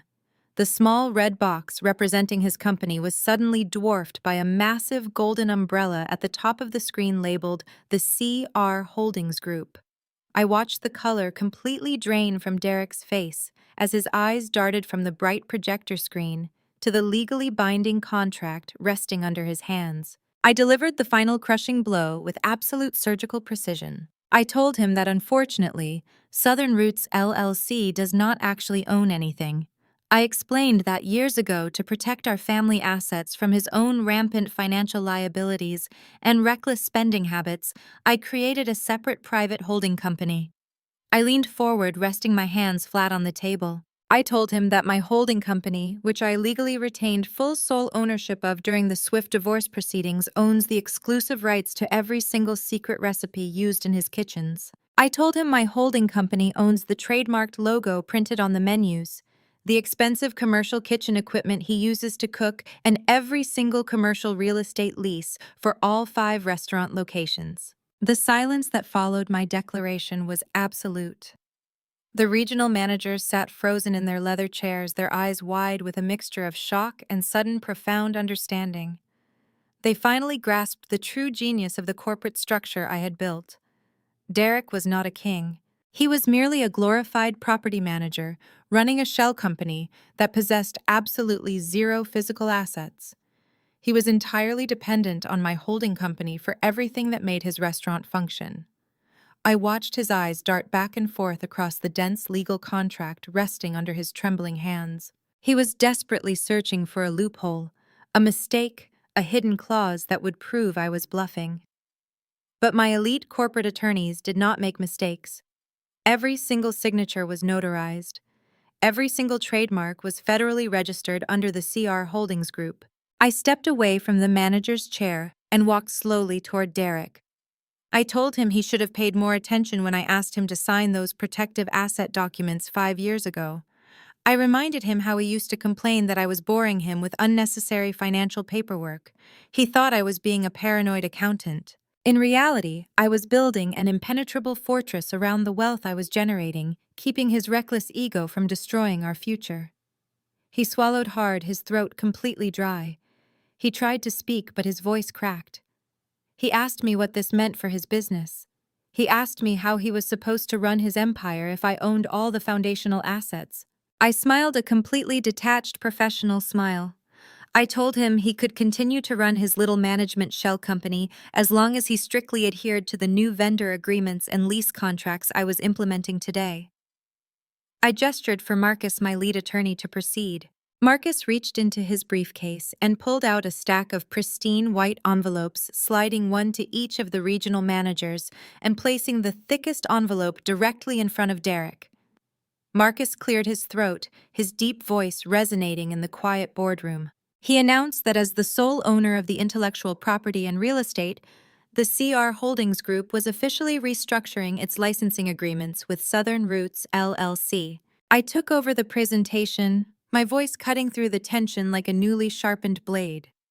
I told Derrick that effective immediately, the monthly franchise licensing fee to use my trademarked logo, my secret recipes, and my proprietary operational software was increasing by exactly 600%. A collective gasp echoed around the large mahogany table from the regional managers. They knew the profit margins of the restaurant business. A 600% increase in overhead fees was an absolute death sentence for their operating budgets. But I was not finished. I looked directly at Derrick, ensuring he heard every single syllable of his financial execution. I told him that the commercial rent for all 5 restaurant locations was also tripling effective at the start of the next business day. I explained that the previous rental rates were a generous family discount I had provided to help his business grow. Since we were no longer a family, and he had so publicly declared his absolute independence, he would now be paying the premium market rate for the prime real estate my company owned. Derrick's hands began to shake violently. He pushed the contract away from him as if it were physically burning his skin. He looked up at me, his eyes wide with genuine raw terror. He stammered frantically, telling me he could not possibly afford those new rates. He claimed the business did not generate that kind of liquid cash flow on a weekly basis. I leaned forward, resting my palms flat on the table, bringing my face just inches away from his sweating forehead. I told him that was entirely his problem to solve, as the sole brilliant founder of Southern Roots LLC. I delivered the final devastating terms of his new reality. I told him that due to the massive sudden increase in fees and rent, his management company currently owed the CR Holdings Group a retroactive deposit and first-month payment totaling exactly $1.2 million. I stated clearly that he had until this Friday at 5 o'clock in the evening to wire the full amount into my corporate escrow account. I warned him that if the funds were not cleared by the deadline, I would legally repossess all 5 restaurant locations, change every single lock, confiscate all the commercial kitchen equipment, and permanently revoke his right to use the Southern Roots name. The meltdown was immediate and catastrophic. Derrick grabbed the edges of his hair, pulling at the roots, his perfectly crafted alpha male facade crumbling into a million pathetic pieces. He started hyperventilating, muttering under his breath that he did not have $1.2 million in liquid cash. He looked wildly around the room, his eyes finally landing on Jasmine. He had spent the last 2 years draining the restaurant's operational funds to buy her designer handbags, luxury vacations, and the stolen Cartier bracelet currently resting on her wrist. He had sacrificed the financial stability of his entire business to impress a young woman who only cared about his perceived wealth. Jasmine was no longer taking selfies. Her cell phone was resting face down on the table. She sat completely rigid, staring at Derrick with a look of profound disgust and horrifying realization. The glamorous illusion she had bought into was violently shattered. She finally understood the true dynamic of the room. Derrick was not a multimillionaire restaurateur who could give her a life of endless luxury. He was a heavily indebted middle manager who essentially worked for his brilliant ex-wife. Jasmine looked from Derrick's sweating, panicked face to my calm, impeccably dressed figure. She realized in that exact moment that I held all the money, all the power, and all the property. Her sugar daddy was entirely broke, and the woman he had publicly humiliated was the actual billionaire holding his leash. Jasmine slowly pulled her arm away from Derrick's chair, scooting her body an inch away from him as if his sudden poverty was a highly contagious disease. Derrick noticed her pulling away. He reached out desperately, grabbing her wrist. He begged her to tell me to stop. He pleaded with her to tell everyone he was a good man who was just being unfairly targeted by a bitter, jealous woman. Jasmine ripped her arm out of his grasp, her face contorting into an ugly sneer. She told him not to touch her. She said she did not sign up to be with a broke loser who did not even own his own restaurants. She grabbed her expensive designer purse, the one Derrick had bought with my money, and stood up from the executive chair. She looked down at him with absolute contempt and told him to lose her number before storming out of the glass boardroom without a single backward glance. The sound of the heavy glass door clicking shut behind Jasmine was the final nail in Derrick's coffin. He slumped forward, resting his head heavily on the polished mahogany table, utterly defeated. The regional managers sat in awkward silence, watching the man who had screamed at them and belittled them for years get completely dismantled in less than 20 minutes. They looked at me with a newfound respect and a healthy dose of fear. They knew I was the real power behind the brand, and they knew I did not tolerate incompetence or disloyalty. Suddenly, the silence was violently shattered by Keisha. She jumped out of her chair, her cheap plastic clipboard clattering loudly onto the floor. Her face was dark red with explosive rage. She pointed a shaking finger directly at my face, screaming at the top of her lungs. She called me a heartless monster. She yelled that I was an evil, vindictive witch who had meticulously planned to destroy her brother from the very beginning. She accused me of setting a trap to steal his legacy and leave him with absolutely nothing. She slammed her hands on the table, leaning toward me and screaming that I was going to burn in hell for what I was doing to their family. She yelled that she was going to call the local news stations and tell the whole world how I had maliciously orchestrated this hostile corporate takeover. I did not flinch at her screaming. I did not take a step back. I simply turned my head slowly and locked my eyes directly onto hers. My expression was dead cold, devoid of any human emotion. I let her finish her pathetic, hysterical rant. I waited until she had to stop to take a breath. The entire boardroom was holding its collective breath, waiting for my reaction. I spoke in a low, terrifyingly calm voice that instantly silenced the entire room. I told her she was wasting her energy screaming at me. I advised her that she should not be worrying about Derrick's failing finances or his impending corporate bankruptcy right now. I took a single step closer to her, watching the fake bravado instantly drain from her eyes. I smiled a thin, humorless smile. I told Keisha she should be worrying about the repo men who were currently backing their heavy tow trucks into her pristine driveway at this exact second, ready to completely dismantle her entire fake wealthy lifestyle and expose the pathetic lies she had been desperately hiding from her friends and her neighbors for many long years. Keisha froze completely. The explosive rage that had just twisted her face vanished instantly, replaced by a sudden chilling wave of panic.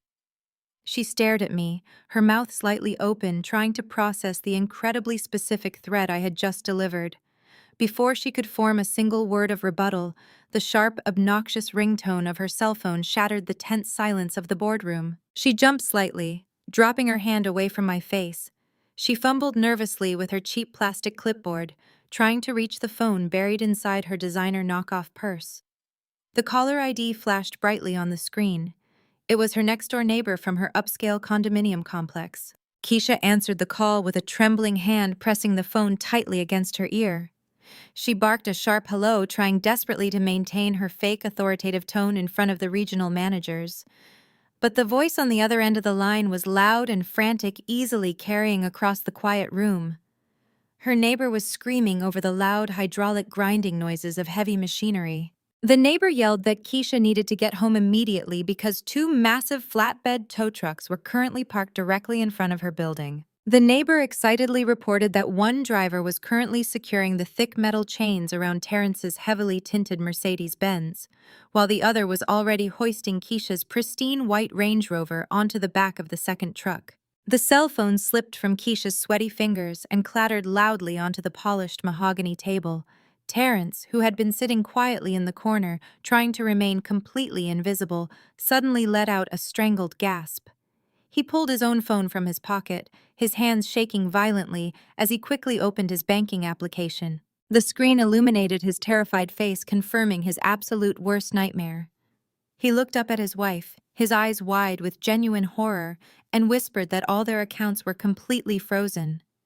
He frantically tapped the screen, trying to refresh the page, but the bright red error messages remained stubbornly in place, indicating absolute financial lockdown.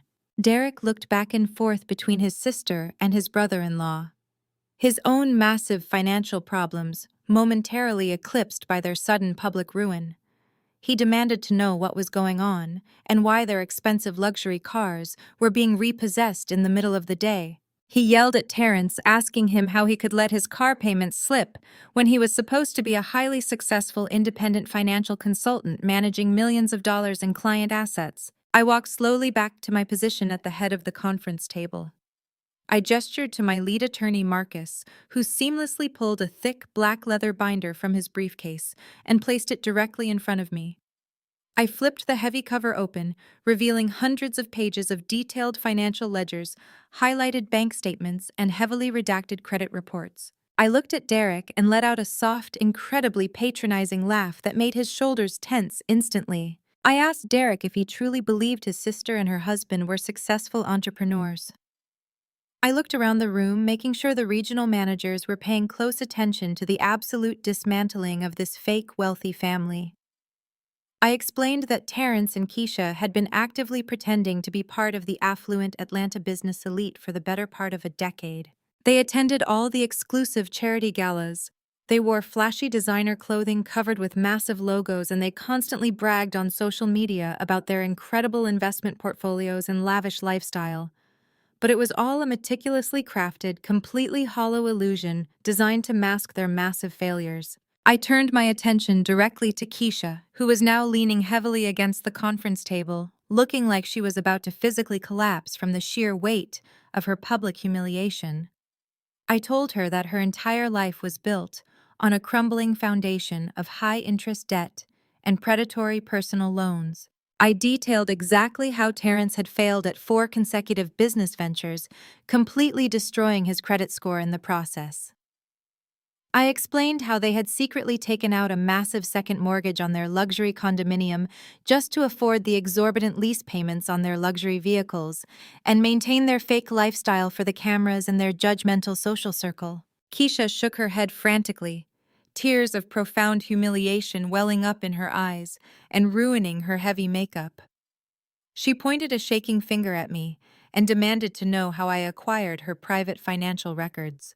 She yelled that it was highly illegal for a wealth management firm to access her personal banking information without her explicit written consent and threatened to sue me for everything I owned. I smiled a completely cold, predatory smile.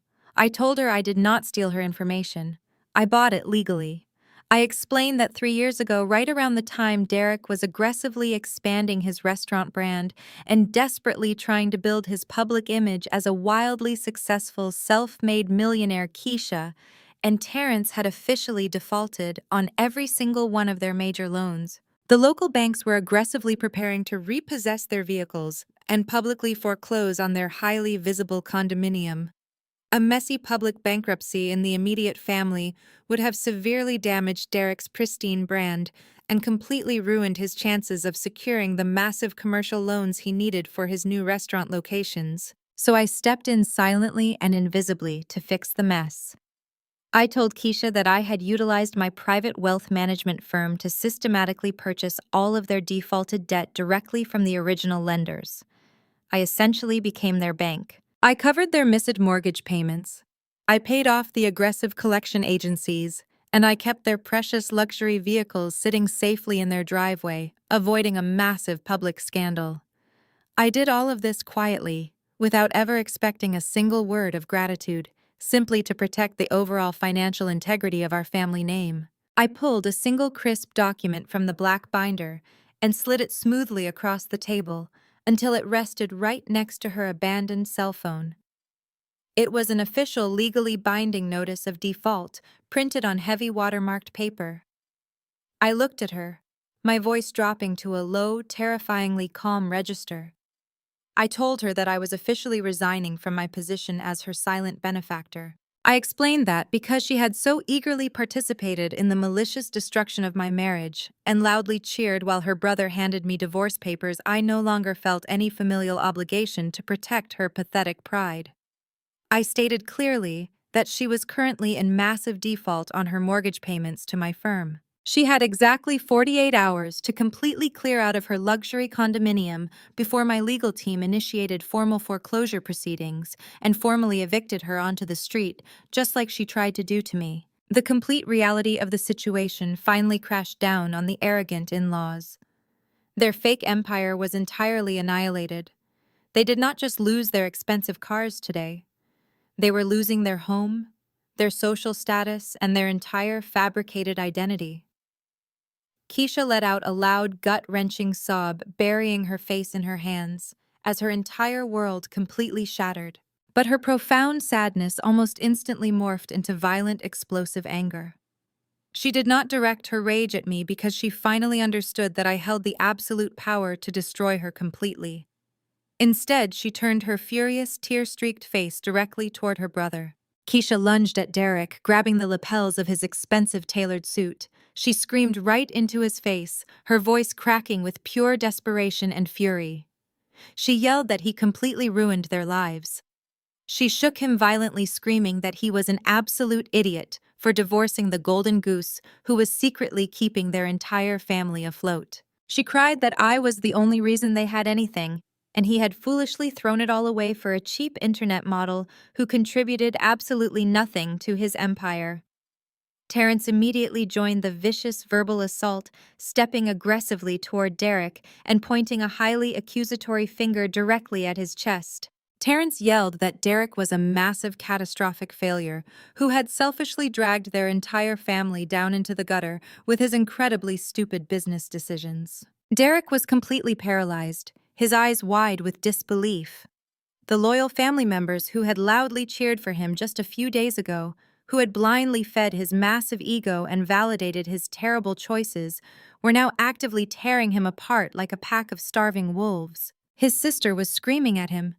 His brother-in-law was physically threatening him, and his entire restaurant management team was watching the humiliating spectacle in absolute stunned silence. His kingdom had completely crumbled into dust in a matter of minutes. While the chaotic shouting match escalated into a pathetic physical struggle between the siblings, my attention briefly drifted away from the polished conference table. I looked through the thick soundproof glass walls of the boardroom toward the brightly lit main lobby of the restaurant. Jasmine was still standing near the front hostess stand. She had not left the building yet. She was completely ignoring the massive catastrophic implosion of the man she had claimed to love deeply just an hour ago. Instead, she was leaning casually against the polished wood podium, her thumbs flying rapidly across the glowing screen of her cell phone. I could clearly see the bright notification bubbles popping up on her screen. She was aggressively texting a local professional basketball player she had been secretly keeping on the hook for months, just waiting for a better financial opportunity to present itself. She flipped her long hair over her shoulder, smiled brightly at her phone screen, and confidently pushed through the heavy glass front doors of the restaurant, stepping out into the busy Atlanta street without a single ounce of regret. I turned my focus back to the screaming siblings inside the boardroom. I calmly closed the thick black binder and picked up my designer handbag. I had completely dismantled their finances, exposed their fake lifestyles, and legally trapped them in a nightmare of their own making. But my ultimate revenge was not quite finished yet. There was still the painful matter of my ungrateful children, and the final devastating legal blow I was preparing to deliver in federal court. The following morning, the brutal reality of Derrick's financial collapse finally trickled down to the two people who had most eagerly celebrated my departure.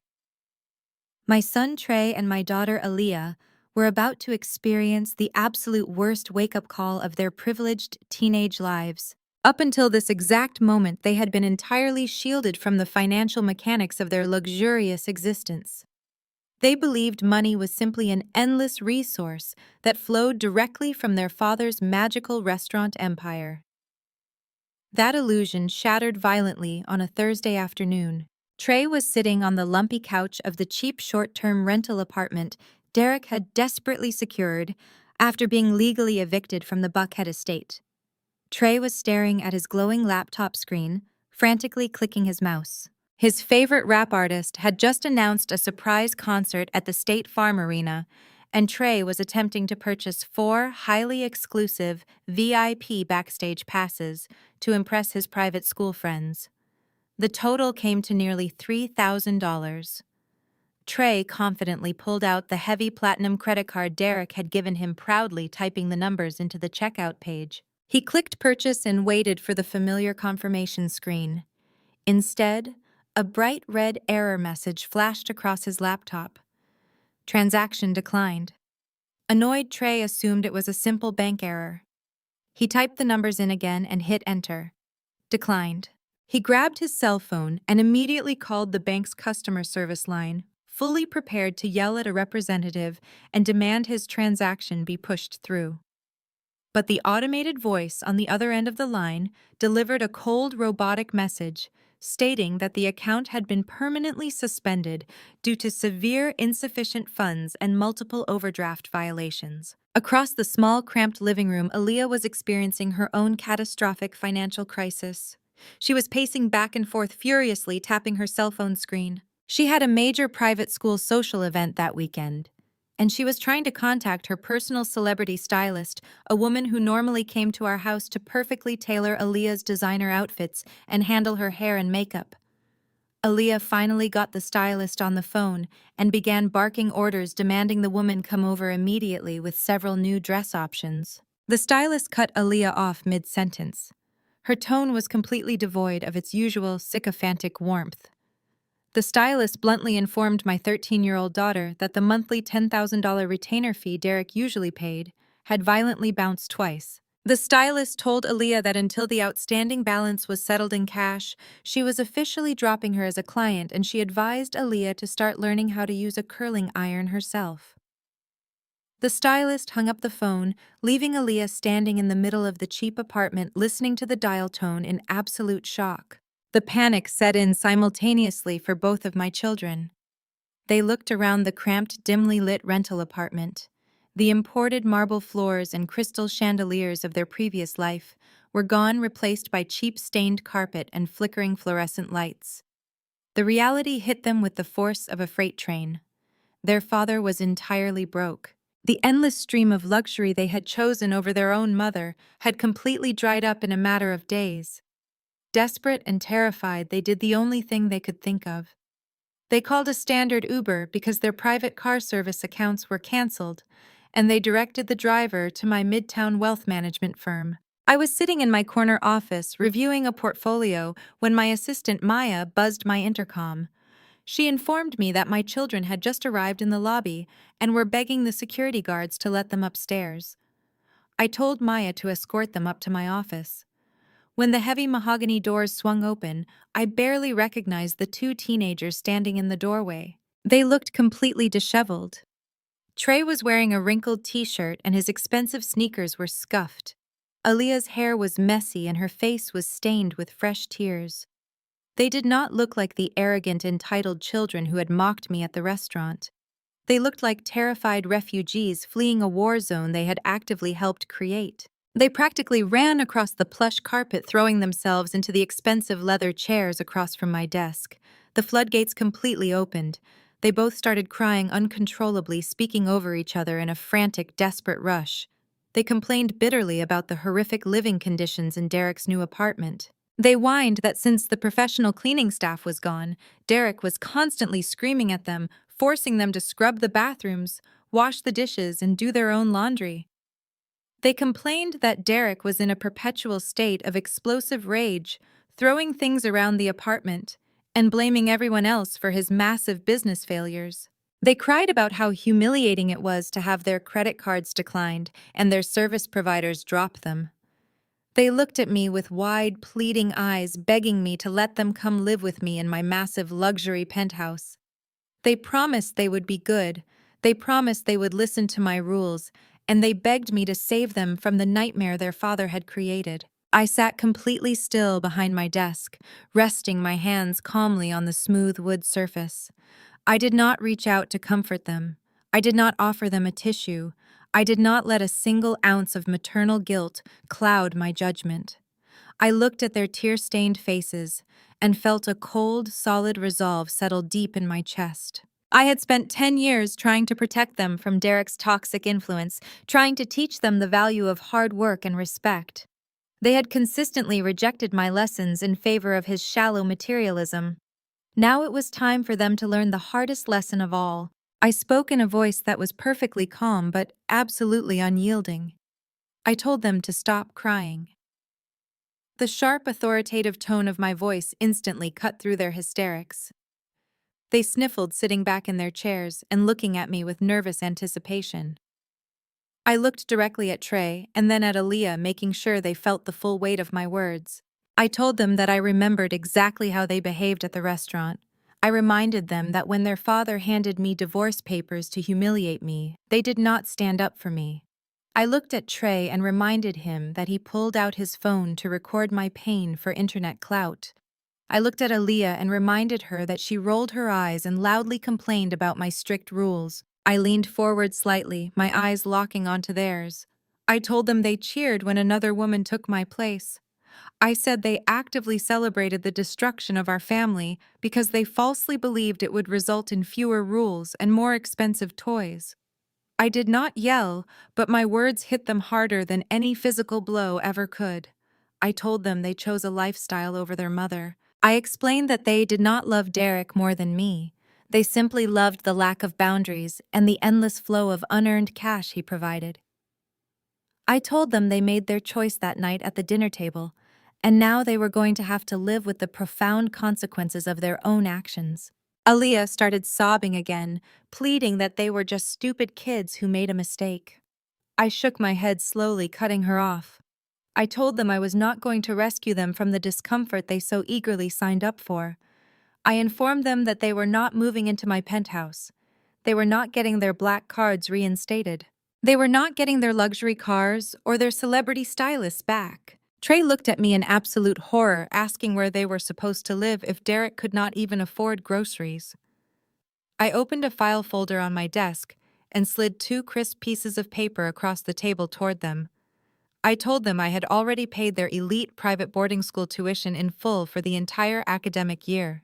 I explained that starting tomorrow they would both be moving into the standard student dormitories on campus. I told them they would be living in small shared rooms with strict curfews and mandatory study halls. I continued detailing their new reality without a single ounce of sympathy. I informed them that I was not providing them with a monthly allowance for designer clothes or expensive meals. I told them I had already spoken directly with the school administration. If they wanted spending money to go to the movies or buy new shoes, they were going to get part-time jobs working in the school cafeteria. I told them they would learn how to sweep floors, serve food, and clean tables. I looked at their completely stunned, devastated faces and told them this is what the real world looks like when you do not have a mother quietly fixing all of your mistakes behind the scenes. I instructed them to go back to their father's apartment, pack their essential school supplies, and be ready for the campus shuttle to pick them up at 6 o'clock the next morning. I dismissed them from my office without a hug or a goodbye. They walked out of the heavy mahogany doors, entirely broken, their toxic entitlement completely stripped away. I watched the door click shut, knowing I had just given them the greatest gift a mother could provide. I gave them a forced entry into reality. While I was meticulously executing the restructuring of my children's moral foundation, Derrick was sinking deeper into a pit of sheer absolute desperation. With his business on the verge of total collapse, his sister facing imminent foreclosure, and his mistress long gone, his massive ego demanded one final explosive act of retaliation. He could not beat me in the boardroom, and he could not beat me in civil court. He needed a way to completely destroy my pristine corporate reputation and drag me down into the mud with him. Derrick scoured the city and finally hired an aggressive, sleazy new lawyer known for his highly unethical legal tactics. This lawyer was a bottom feeder who specialized in finding obscure legal loopholes to extort wealthy individuals. Derrick paid him with the very last of his hidden offshore funds.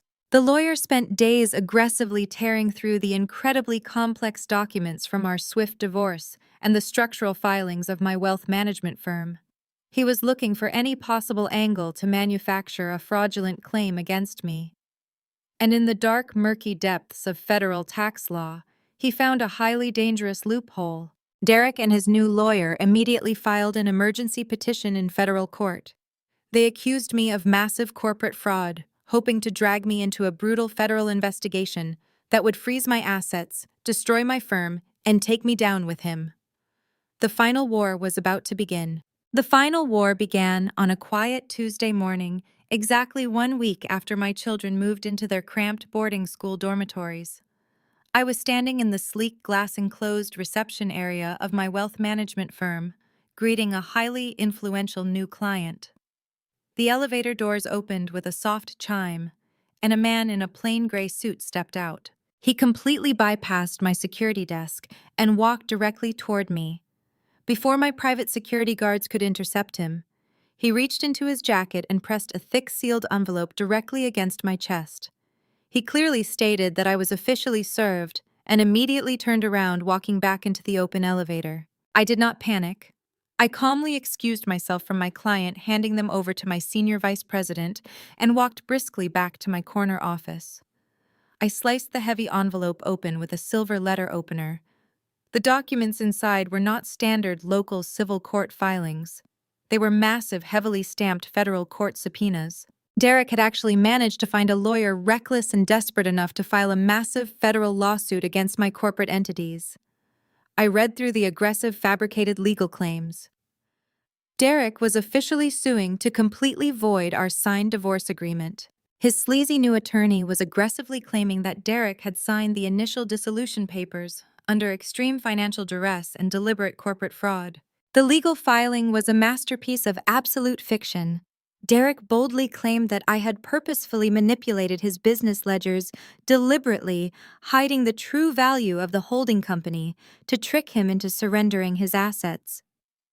He argued that the entire structure of the CR Holdings Group was essentially a massive illegal embezzlement scheme. He claimed I had been secretly siphoning millions of dollars from his hardworking restaurant staff for years, funneling the stolen cash into my offshore trusts. It was an incredibly dangerous accusation because it directly attacked my professional integrity in the highly regulated financial sector. Derrick knew he did not have the actual evidence to win a federal trial, but winning was never his actual strategy. He wanted to destroy my reputation so thoroughly that I would be forced to settle out of court just to make him go away. And he did not stop with the legal filings. Less than 2 hours after I was served, a highly sensationalized article appeared on the front page of a prominent Atlanta business blog. Derrick had leaked the federal subpoena directly to the local press. The headline was incredibly damaging, painting me as a ruthless corporate predator who had maliciously stolen a beloved local restaurant empire from a hard-working, self-made Black entrepreneur. The mud-slinging campaign escalated incredibly quickly. Local news stations picked up the fabricated story, running segments about the nasty, high-profile divorce that was tearing apart a local business staple. They interviewed former disgruntled restaurant employees who falsely claimed I used to come in and demand free food while treating the staff terribly. Derrick even went on a local morning radio show playing the role of the broken, betrayed husband. He cried on the radio begging the city of Atlanta to boycott my wealth management firm, claiming I was a corrupt financial monster who destroyed my own family for pure greed. Keisha and Terrence, having recently lost their own luxury condominium to my foreclosure, completely refused to answer the phone when Derrick called them for public support, choosing to let him burn alone. The public fallout was immediate and highly stressful. My corporate phone lines began ringing constantly. Several of my high-net-worth clients called my office directly expressing deep concern about the federal fraud allegations. In the world of private wealth management, trust and absolute discretion are the only currencies that actually matter. A federal lawsuit alleging severe financial embezzlement was a massive red flag for billionaires looking to protect their assets. I had to spend 3 exhausting days taking back-to-back video calls personally, reassuring my investors that their portfolios were entirely secure and that the lawsuit was nothing more than a pathetic extortion attempt by a desperate ex-husband. My pristine professional reputation The empire I had spent 15 grueling years building brick by brick was suddenly under severe threat, all because a weak man threw a public temper tantrum. While Derrick was busy parading around local news stations pretending to be a righteous victim, his actual personal life was suffering its final catastrophic collapse. Jasmine had walked out of the boardroom a few days prior, but she had not completely finished draining Derrick of his remaining assets. She knew exactly how heavily he relied on cash and physical luxury items to maintain his false image. When they briefly moved into the cheap short-term rental apartment, Derrick had managed to salvage a heavy steel lockbox from our Buckhead estate. It contained the very last of his hidden wealth. Derrick returned to the cramped rental apartment late Thursday evening, feeling incredibly smug after completing another radio interview, where he successfully dragged my name through the mud. He unlocked the flimsy front door, expecting the empty quiet of his new depressing reality. Instead, he found the apartment completely ransacked.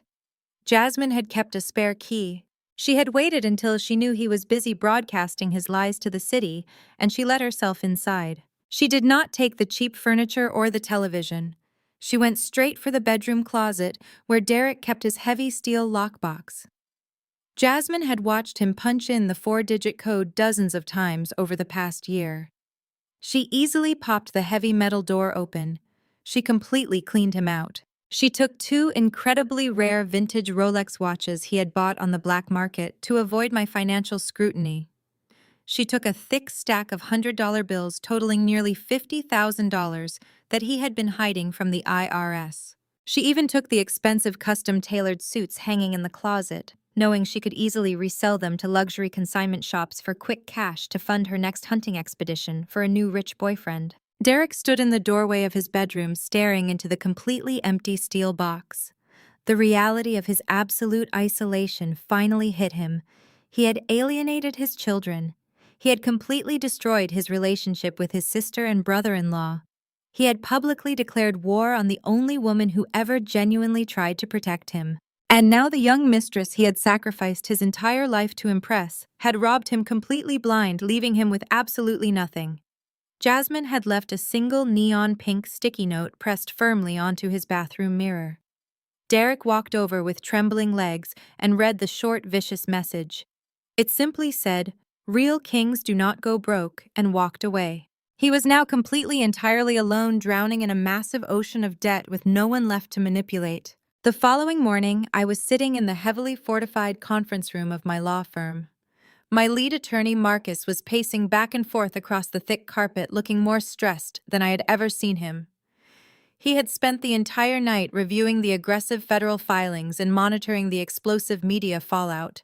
Marcus stopped pacing and leaned heavily on the mahogany table, looking directly at me. His voice was grim and highly pragmatic as he laid out the brutal reality of our situation. He told me that Derrick's sleazy lawyer had filed the paperwork perfectly exploiting a very dangerous gray area in the asset transfer laws. Marcus warned me that if this case actually went to a federal trial, the discovery process would be completely brutal. The court would have the authority to completely freeze the operational accounts of my holding company and closely audit my entire wealth management firm. Marcus pointed out that the local media was already severely damaging my corporate image, and a protracted public trial could cause my elite clients to panic and withdraw their massive portfolios, completely bankrupting my firm in a matter of months. Marcus sat down heavily in his chair, folding his hands together. He looked at me with deep professional concern and gave me his official legal advice. He told me we needed to settle out of court immediately. He suggested that we offer Derrick a lump sum payment of $3 million and completely return the operational control of Southern Roots, LLC, in exchange for him signing a highly restrictive non-disclosure agreement and permanently dropping the federal lawsuit. Marcus argued that $3 million was a tiny, insignificant drop in the bucket compared to the massive financial damage a public federal trial would inflict on my billion-dollar firm. He said it was the smartest, safest business decision to just pay the extortion fee and make the incredibly loud nuisance go away forever. I sat completely silent, listening to my brilliant attorney advise me to surrender. I looked at the thick stack of federal court papers resting on the table, I thought about the 10 years of emotional abuse, the public humiliation at my anniversary dinner, the cruelty of my ungrateful children, and the sheer audacity of Derrick trying to destroy my life simply because I finally stopped paying for his mistakes. He thought he could break my resolve by threatening the one thing I truly valued, which was my independent success. I slowly reached out and pulled the federal subpoena toward me. I did not feel fear. I did not feel intimidated by the media smear campaign or the threat of an extensive federal audit. I felt a cold, sharp surge of absolute clarity. I picked up my heavy leather briefcase and unclasped the brass locks.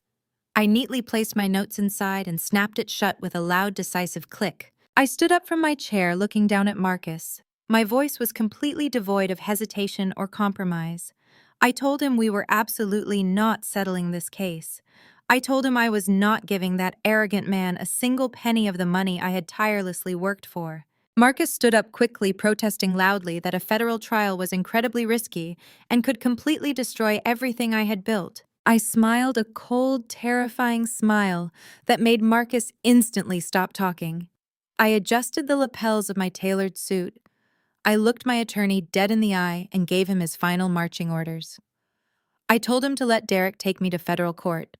I told him a federal courtroom was exactly where I needed my ex-husband to be. Because Derrick had absolutely no idea what he had just blindly walked into. 2 months later, I walked into the Richard B. Russell Federal Building in downtown Atlanta. The imposing marble columns and the heavy oak doors of the federal courthouse were deliberately designed to make people feel small and completely insignificant. I wore a tailored navy blue suit, my posture perfectly straight, and my expression completely unreadable. When I entered the massive courtroom, Derrick was already sitting at the plaintiff's table. He was wearing a flashy new suit he probably bought on credit, looking incredibly smug.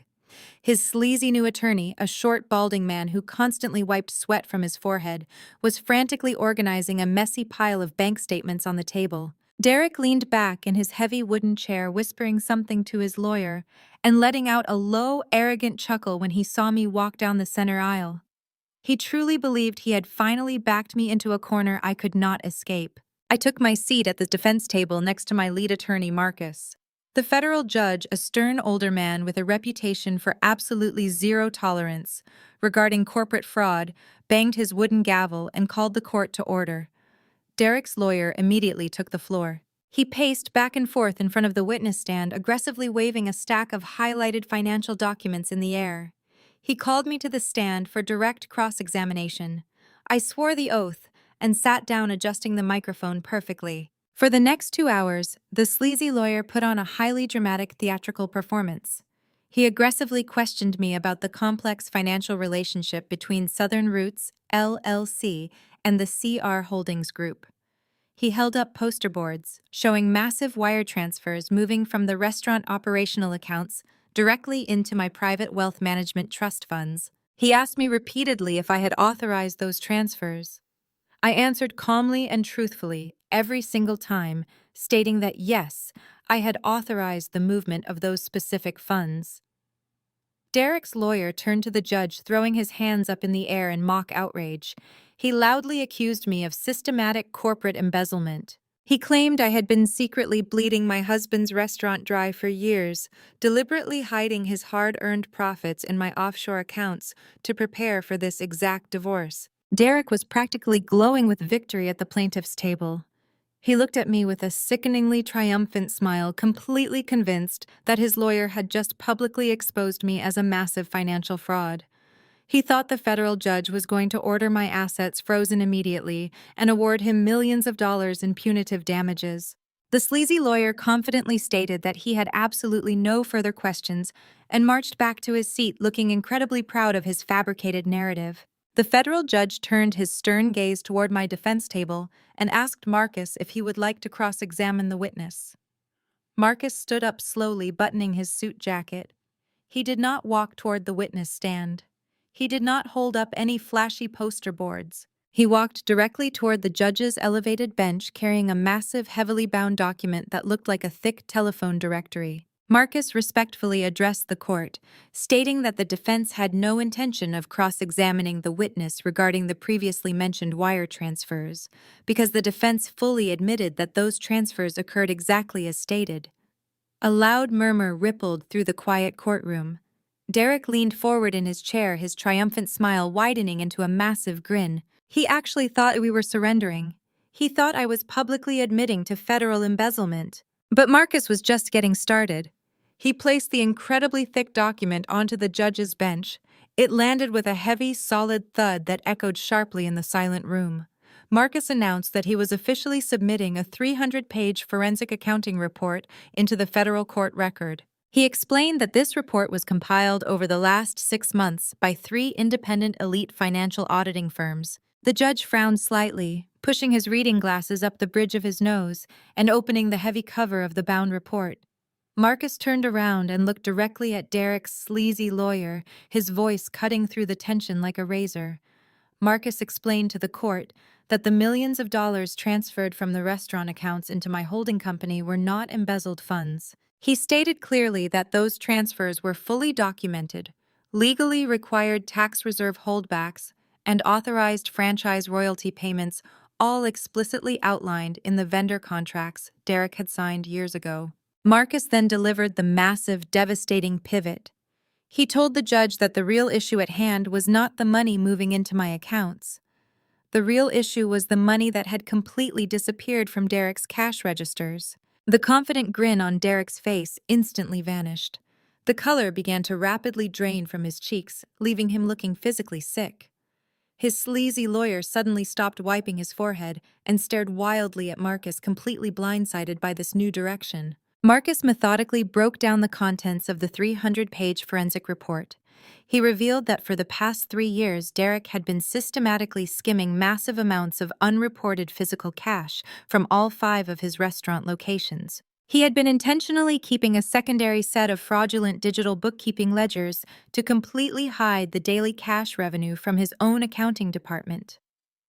Marcus read aloud from the report, detailing exactly how Derrick had been illegally funneling hundreds of thousands of unreported untaxed dollars into hidden offshore accounts in the Cayman Islands. Marcus did not stop there. He produced a secondary folder containing dozens of high-resolution photographs and itemized receipts. He submitted them to the judge, explaining exactly what Derrick was doing with the stolen untaxed cash. He showed the court the receipts for Jasmine's solid gold Cartier love bracelet, the first-class tickets for their luxury vacations to Cabo San Lucas, and the massive deposits on expensive designer handbags. Derrick had been actively committing severe federal tax evasion and wire fraud to fund the lavish lifestyle of his young mistress. Derrick tried to stand up from his chair, his legs shaking violently.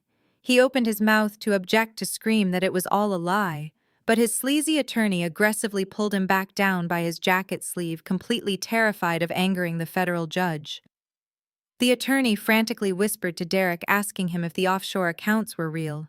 Derrick just stared straight ahead, completely paralyzed by the sheer magnitude of his exposure. I looked down from the elevated witness stand, watching the absolute destruction of his ego. I leaned forward toward the microphone, my voice perfectly calm and remarkably cold. I addressed Derrick, directly ignoring his panicking lawyer. I asked him why he thought I signed those divorce papers so incredibly fast that night at the restaurant. Derrick slowly raised his head, looking up at me with eyes full of absolute terror. He was finally beginning to understand the lethal trap he had aggressively built for himself. I told him that his cheap strip mall lawyer was so desperately focused on securing 100% ownership of the restaurant for him that he completely failed to understand the liability clauses he was drafting. I reminded Derrick that by aggressively demanding sole ownership of the LLC, he explicitly drafted a legally binding clause stating that the petitioner assumed 100% sole responsibility for all financial operations debts and tax liabilities incurred by the business during the entirety of our marriage. I looked him dead in the eye and delivered the final crushing blow. I told him that by signing that document, he legally and irrevocably insulated me from his massive financial crimes. I told him I knew about the skimming, the fake ledgers, and the offshore accounts for a very long time. I knew the Internal Revenue Service would eventually audit his highly suspicious cash flow. When he proudly handed me those flawed divorce papers, he essentially handed me a bulletproof legal shield. He officially took the sole legal blame for 3 years of intentional federal tax evasion.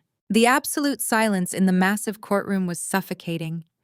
Derrick was hyperventilating, gasping for air as the true reality of his situation crushed his chest.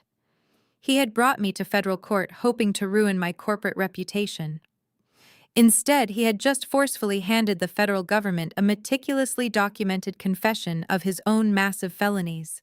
His sleazy lawyer quietly began packing his briefcase, completely abandoning his client, realizing that this case was suddenly a toxic radioactive hazard to his own legal career. The federal judge slowly closed the heavy 300-page forensic accounting report. He took off his reading glasses and looked down at Derrick with an expression of pure, absolute disgust. The judge did not ask for closing arguments. He did not ask for any further witness testimony. The evidence presented in the forensic audit was overwhelmingly conclusive and entirely damning. The judge picked up his heavy wooden gavel and hit the sounding block with a sharp, violent crack that made Derrick physically jump in his seat. The judge announced in a booming, authoritative voice that based on the severe and highly documented evidence of criminal financial misconduct presented today, he was suspending this civil hearing immediately. He looked directly at Derrick, whose face was completely buried in his trembling hands.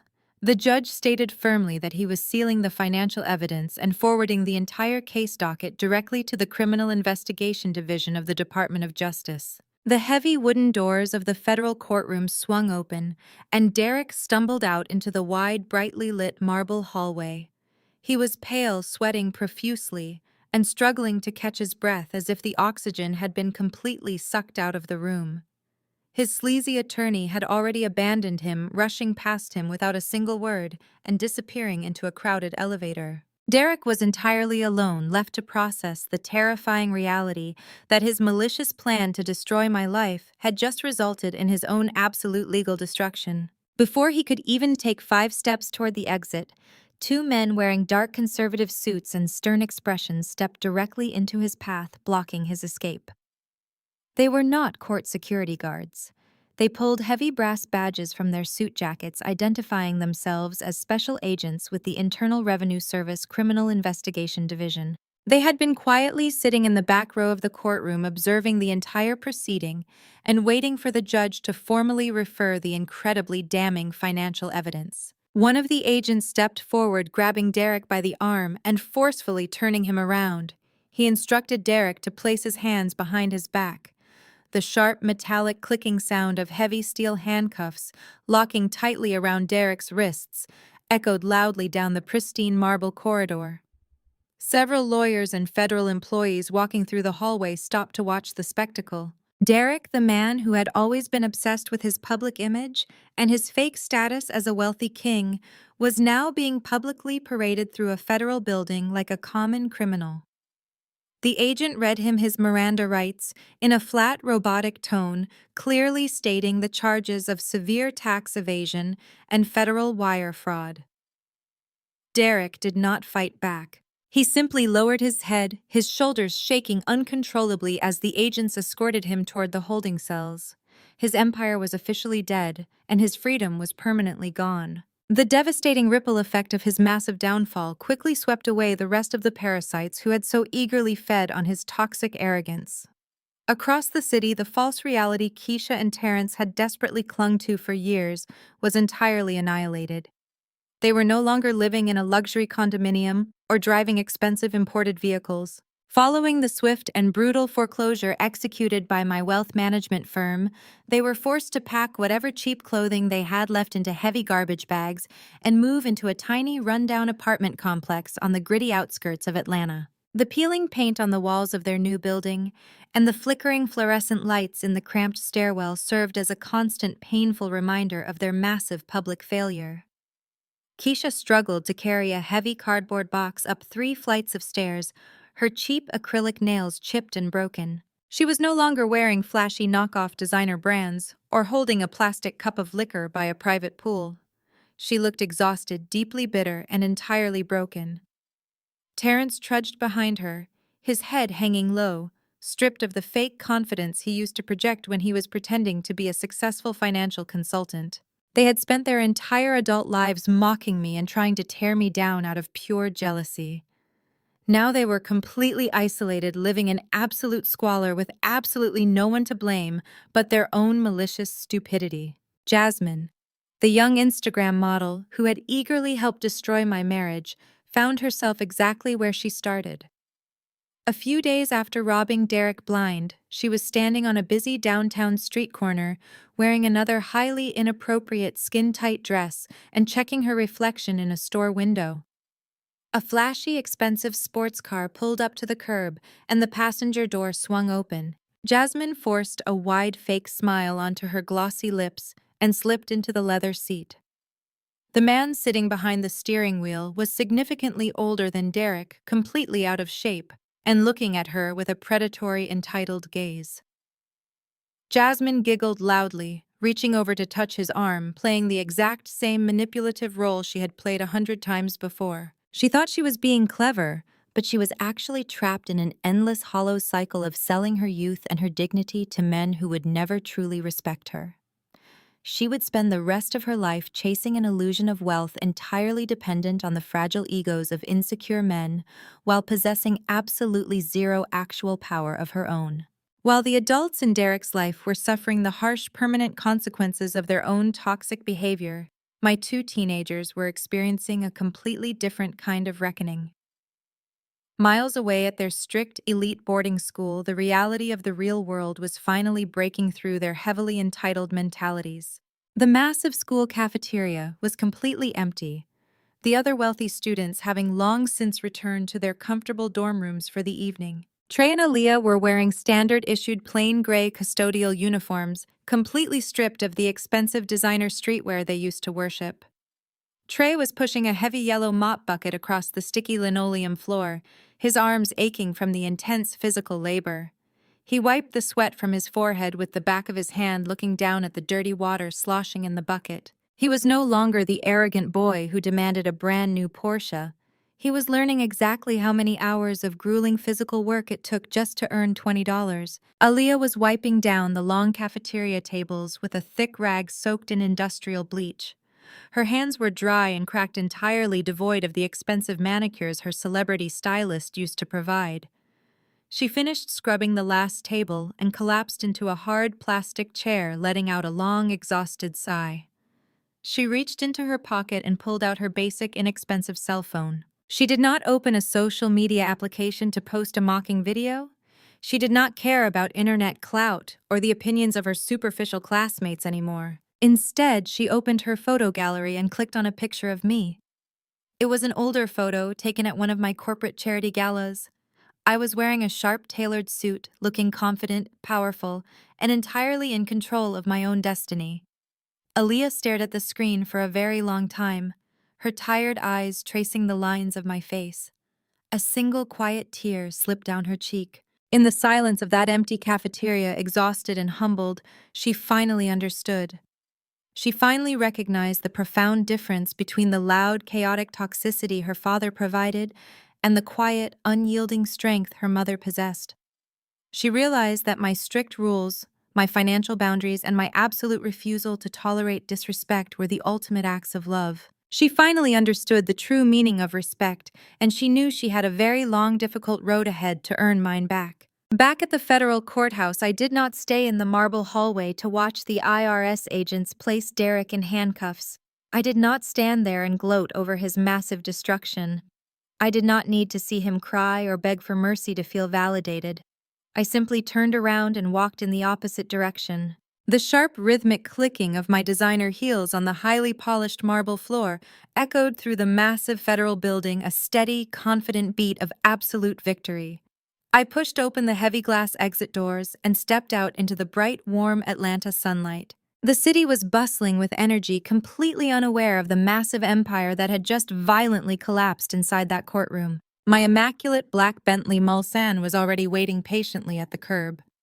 My private driver immediately stepped out, opening the heavy rear passenger door with a respectful nod.